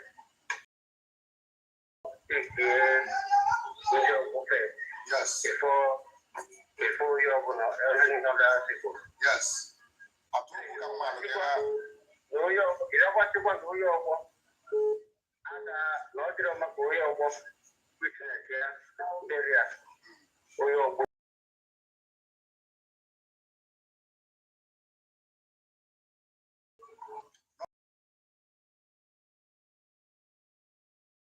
na ọ dịrị maka onye ọgbọ ya ebe a na-eyi ọgwụ ya maka ntị aghọtala ili mmadụ na ịgwa mmadụ abụrụ ofu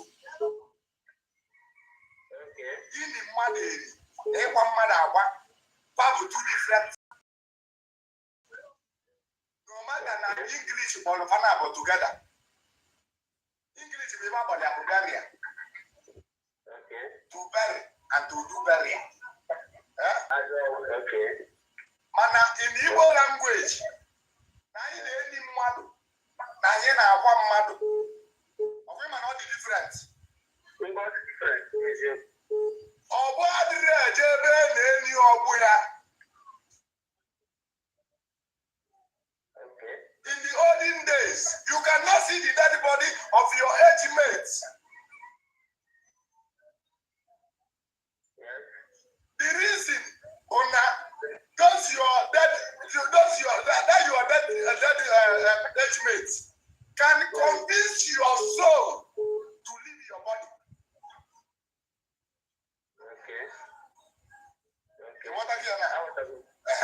So, Manika can burial ya can measure the aquamosis. You want to go?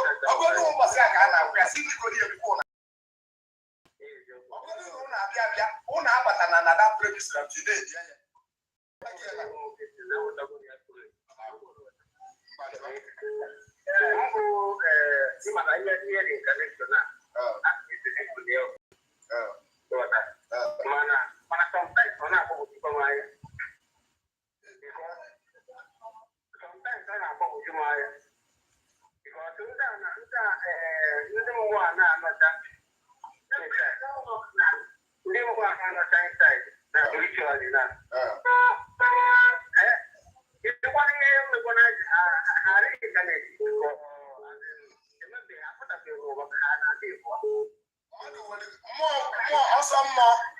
ọsọ mmụọ ege ntị ya ọ bụ na ọsọ mmụọ nwe mbọsị nkụziri ya n'ebe ndị isi ya ọ bụ na ọsọ mmụọ ọ dị 5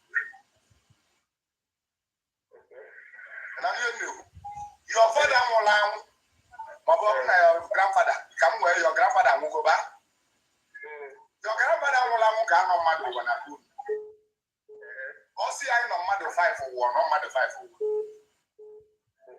ọ nọchakwa mmadụ 5 ụwa na-ekekwa ntị ọ nọchakwa mmadụ 5 ụwa ijekwa na ndị isi maka na mmụọ ka ọ bụ ịghọtaghị ya na otu a ka ọ dị gị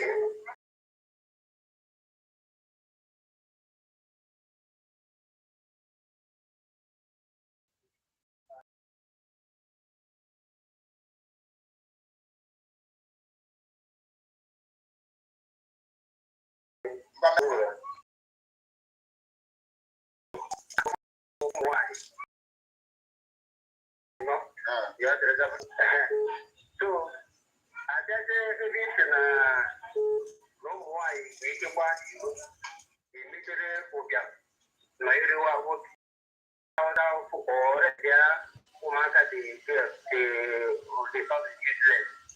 There was some truth in this ụmụ nwaanyị nwoke na ọtụtụ ụmụ nwaanyị amakwara amara na nwunye ya tọrọfu ya na-agba n'iru. So, ha nwere ike ụkwara afọ ime ga ndị ụmụana adasị ime mgbe maka ntị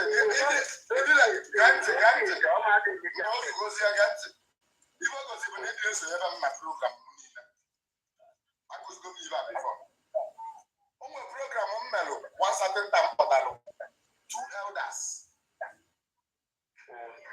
ọ bụ na ị ga na the program this question ejụrụ ebe a na-azali ya die a na-eme ọyị mmadụ wee ke nọ 21 ọ bụ na ọnwa ga-abụ n'ụlọ 21 months ga na-asa gị isi ya ọ bụrụ na ọ gụta m ọ bụ na nchọ ka nje ga service be one of the wife na onwe nke ọ nụta amalụ mmalụ nne na nchọ ka nje na service ya nchegbulu the man mụ na ya agbaja mmeli ihe requirement ya alele ọ bụrụ the woman mụ na ya agbajazi ya onye m go ahead order njedị na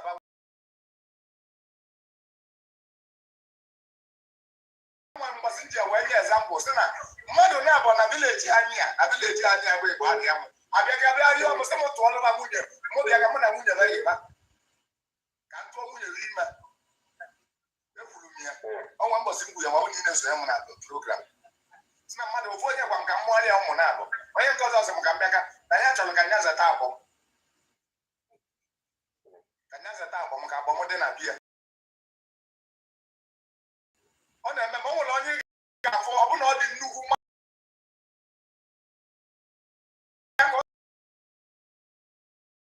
ọ dị like that na abụọ gị ịba na-ewe ọbịa bịa tụọ nwunye gị ma ọ bụrụ ya were nwa nwunye gị amụta nwa amụtala gị nwa azaba afa gị mana amala onye tụrụ ya ime ọ na-eme ya abụọ ya so nke a bụ enwere ebe ọ bụ na mbọsị bụrụ ugbo ahụ nwoke bụ nụchara ọtụtụ nwaanyị ụmụ nwunye ya niile enwecha ọyị nwoke amadị na service dị go wife ọ dịrọ possible mana ọ ga-amasị onye na-ayịba onye bụ the thing.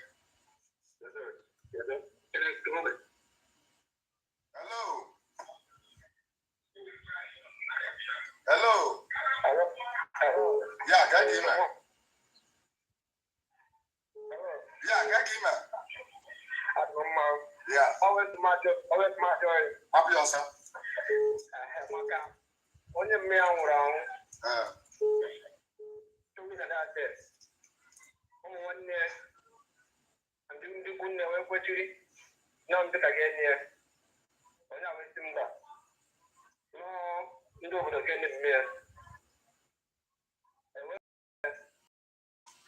ụmụ nwanne ya nwetụrụ ihe na ndị ụka dahụ na mme ya na onye kwechiri na ụmụ nwanne ha nọ mgbe ahụ mgbe ndị adị ọtụ ahụ si katrom anụ ha ka nọ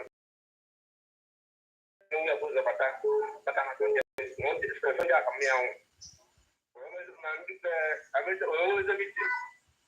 One year with the Kunya, when you are Motaya Quasi, don't cover the choir. One Ajuma, Udino, come on, and that one I have a chicore, or one day, do the 1 year of the health bank. Can I say? I think it's not. Mamma down around. I don't want to story. I don't know this here. I don't have that I can attend. All this couple of village then. We said that in the month on that home. I went there. I don't have another issue Tuesday. We were about them, but why you look at them? The mother is now. Never go and look at that young mind. It's about 1 on 1. The way was under the day. Ever in the middle of where someone not okay that day. It doesn't look at Oh, woman, Nadia. My woman, Nadia. Woman, Nadia. Woman, oh, it's not Maggie. The woman, not Magada. I know you will. Woman, not Maggie. We were not look at double and undo one now. The Allah. You know, he was him, my brother.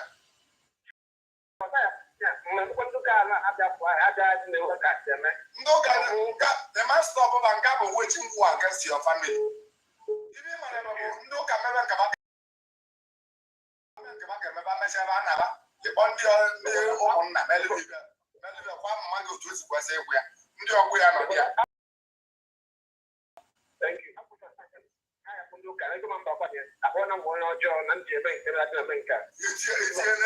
I stand with you.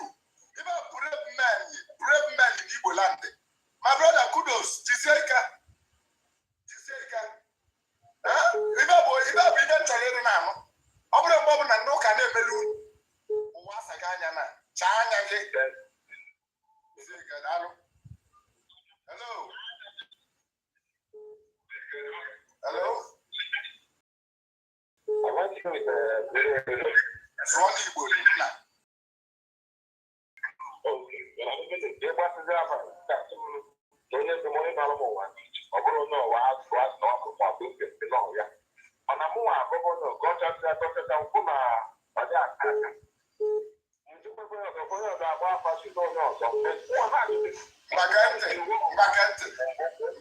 Listen. I went to you of my. Okay, Magante. I'm going to be very cause of the problem. This will cause the problem when they demand. I'm alone and all over. You told your mother for back here. Can you because of why you may be a gentleman when you're not over again? Because this is the problem.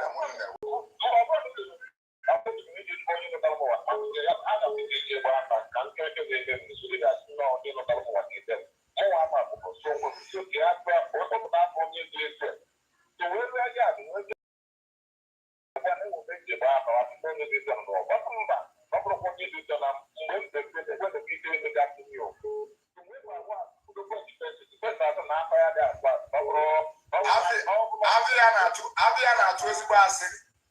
Avia was the gauge Malafia. He doesn't want to be a. On the Anabana, Savannah, we.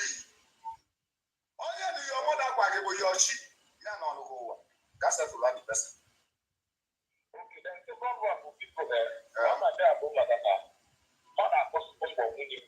Every single one for winning for the party. You may go to the money. Even when I love people who want you with the wine. You don't have wine, and then you need to show them our law.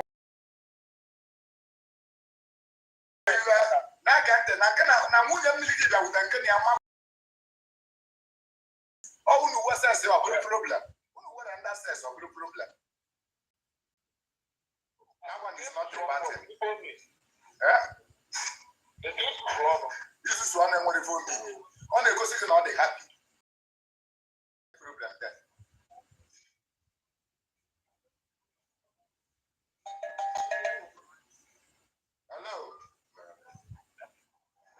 Hello. Yeah, Kagima. Yeah, Dano.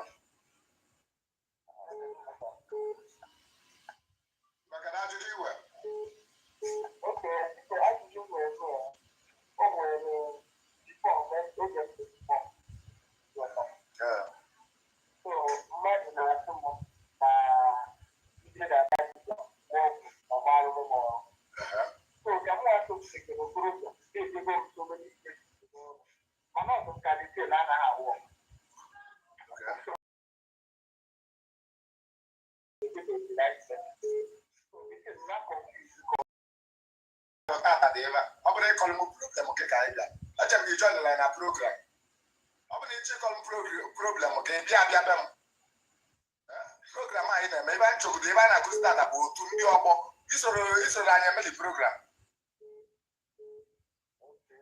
onye nwere ajụjụ ọ jụọ maka ya bụrụ problem ị na-enwe ka m onye ọbụla kọwa program anyị na-azụkwata hello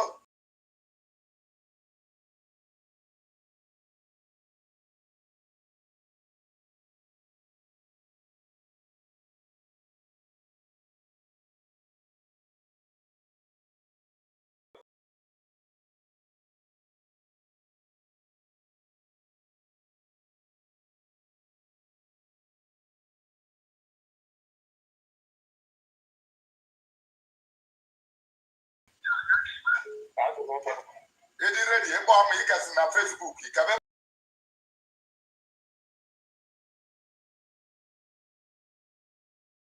ya nna m daalụ ka ime ya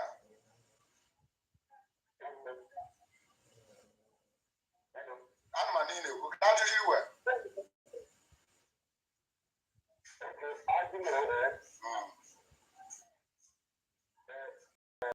Yeah, like I don't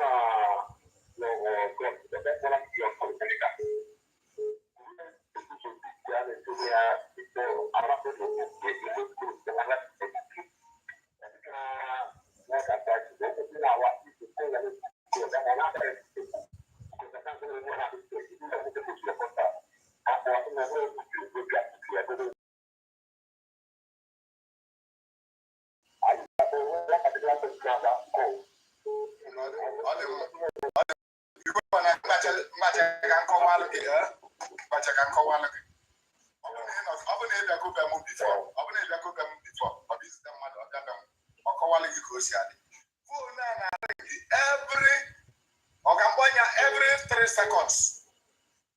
Every 3 seconds. Idike ani oza na-abata.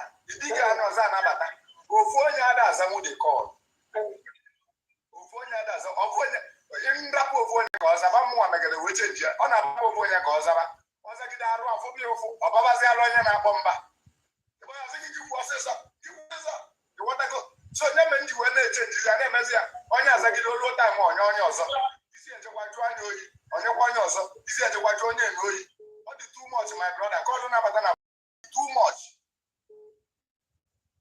Onye nwa meli ya.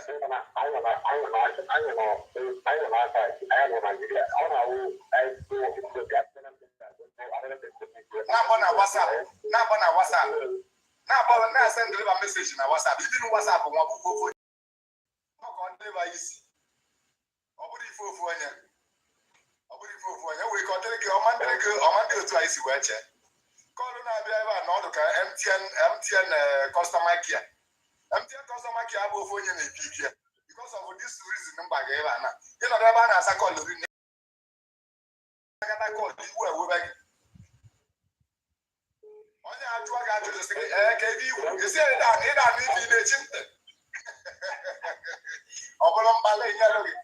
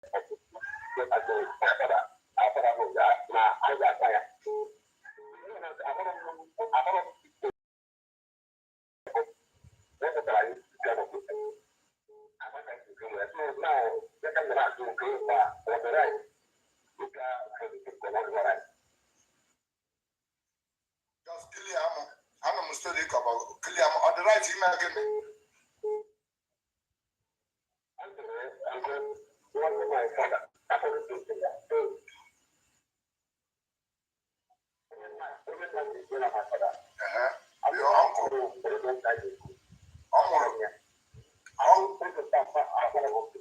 Chale is not actually. Hello. Hello. It's not actually a chocolate on. Okay, my mother is sincere. Okay. Okay.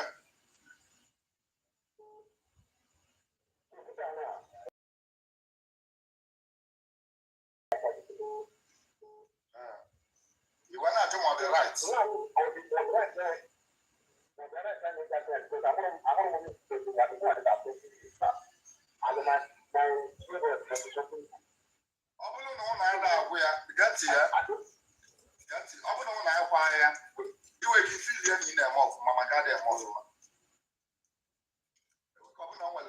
So many things it was in a weather.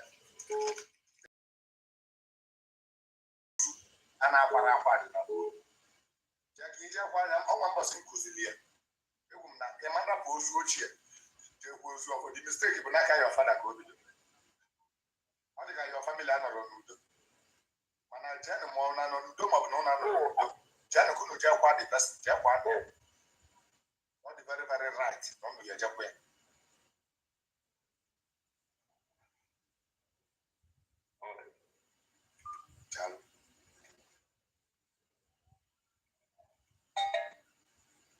Hello. Hello, good afternoon, sir. Namodalo Gagima. All the matter. Them attending meeting. Good. Thank you very much.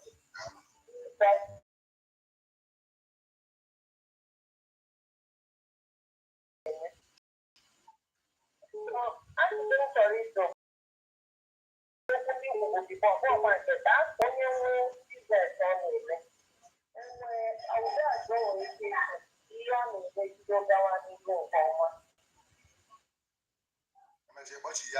Personal problem. I can go in a program. I do. I'm waiting on what I name I do. Go away and I do my vibe. If I go, you never got on your body.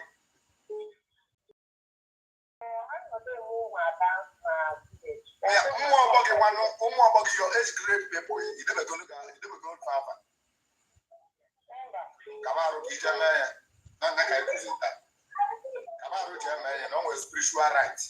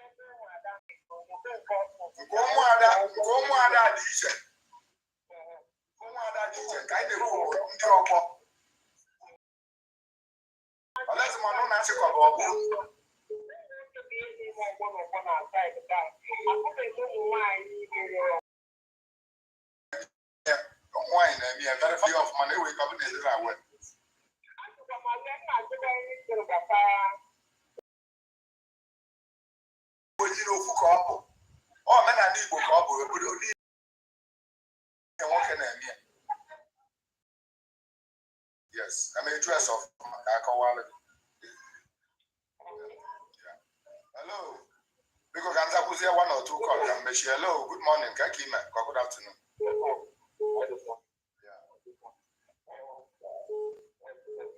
Yeah.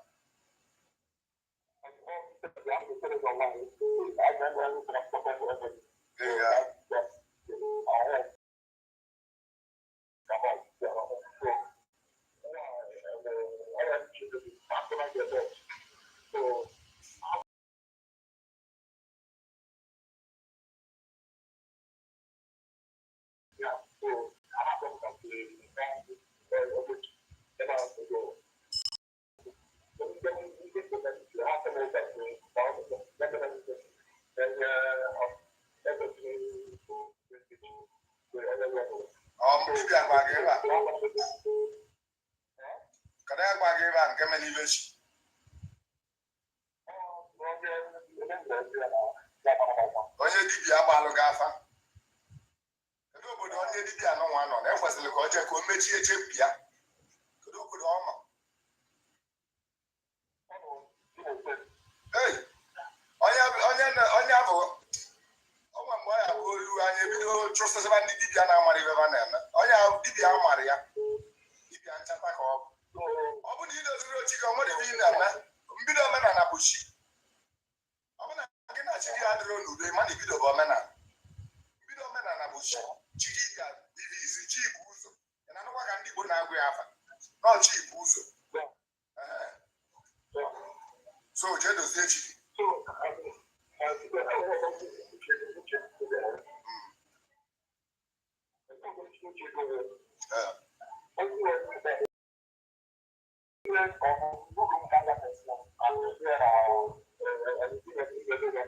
For the part na Igbo ebe ọ bụla ị nọ wee mechi ka ọ nabatara ya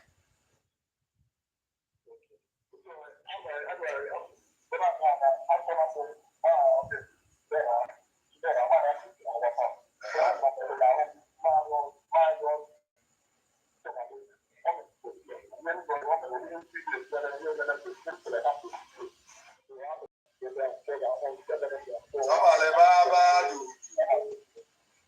sabale du baba oya meleke mo oya meleke mo na-abịa n'ọmekwa na alụ gị bịakwa kene ya na nebụ nwaanyị na-agbakwa ụgwọ omenala n'oge kene ya oya eme mmụọ na-ene anya mmụọ ga-abịa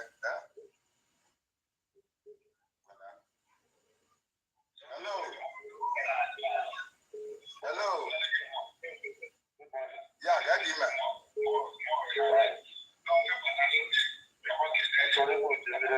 nke na mmiri ga-ekwu gaba n'iru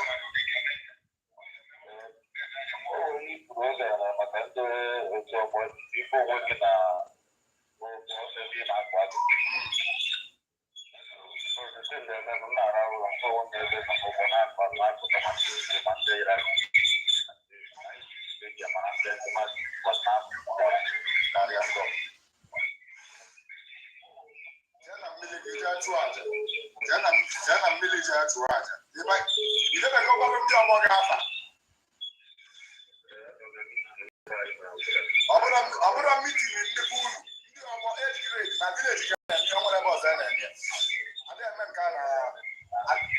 nke a na-achị na village ka ọ da ademe na bụ na ụka emebigokwasị menetes na ndị Igbo eju asa bụ maka mmadụ ma na-eme ya enwe ka ọ bụla na-eme ya ọ bụrụ ndị Igbo na-eme ịwa akwa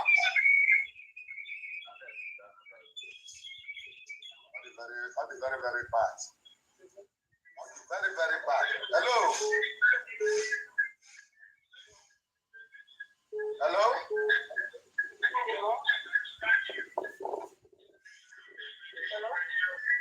nna ga gị ime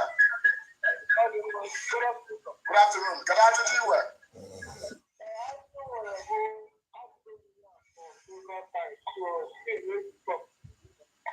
na ọ na-abụ gbacha fasị nọ ndị ọgbọ pụta na-adị ndị ọgbọ agazi ọgbọ ofe ego ndị ọgbọ dati etu aja bụ ọgwụ ya ofu ihe ka ọ bụ ịchụ aja ndị ọgbọ nje na ịchụ aja ndị ọgbọ ofu ihe mana ọ nwere nke ọ ya abụ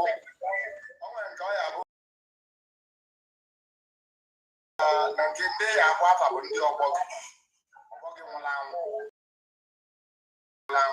ọzịza gị nọ ndị ọgbọ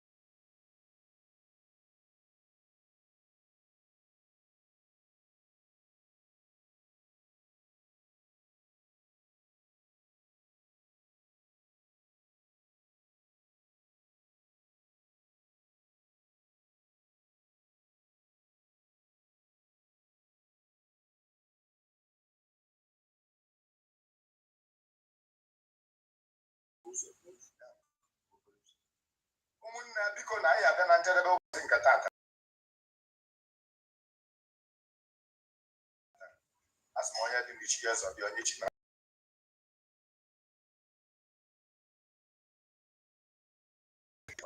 ihe ọ bụla ị na-eme ọ ya agazili gị. Achọrọ m ka ịpụta ilo ka ikpote aja ọbụkute mmiri white powder owute okwute dịka chisikie ka esi epozishọn ebe anyanwụ wee eze nwaanyị sọbalị ugboro ịtọ eze nwaanyị sọbalị eze nwaanyị sọbalị eze nwaanyị sọbalị gwe afa gị gwe afọ obodo gị gwe obodo ibi gwe agị na alụ gwe agị chịrị ka ọmelụ gị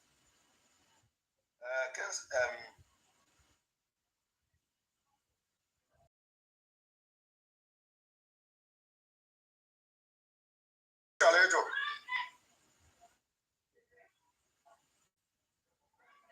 hello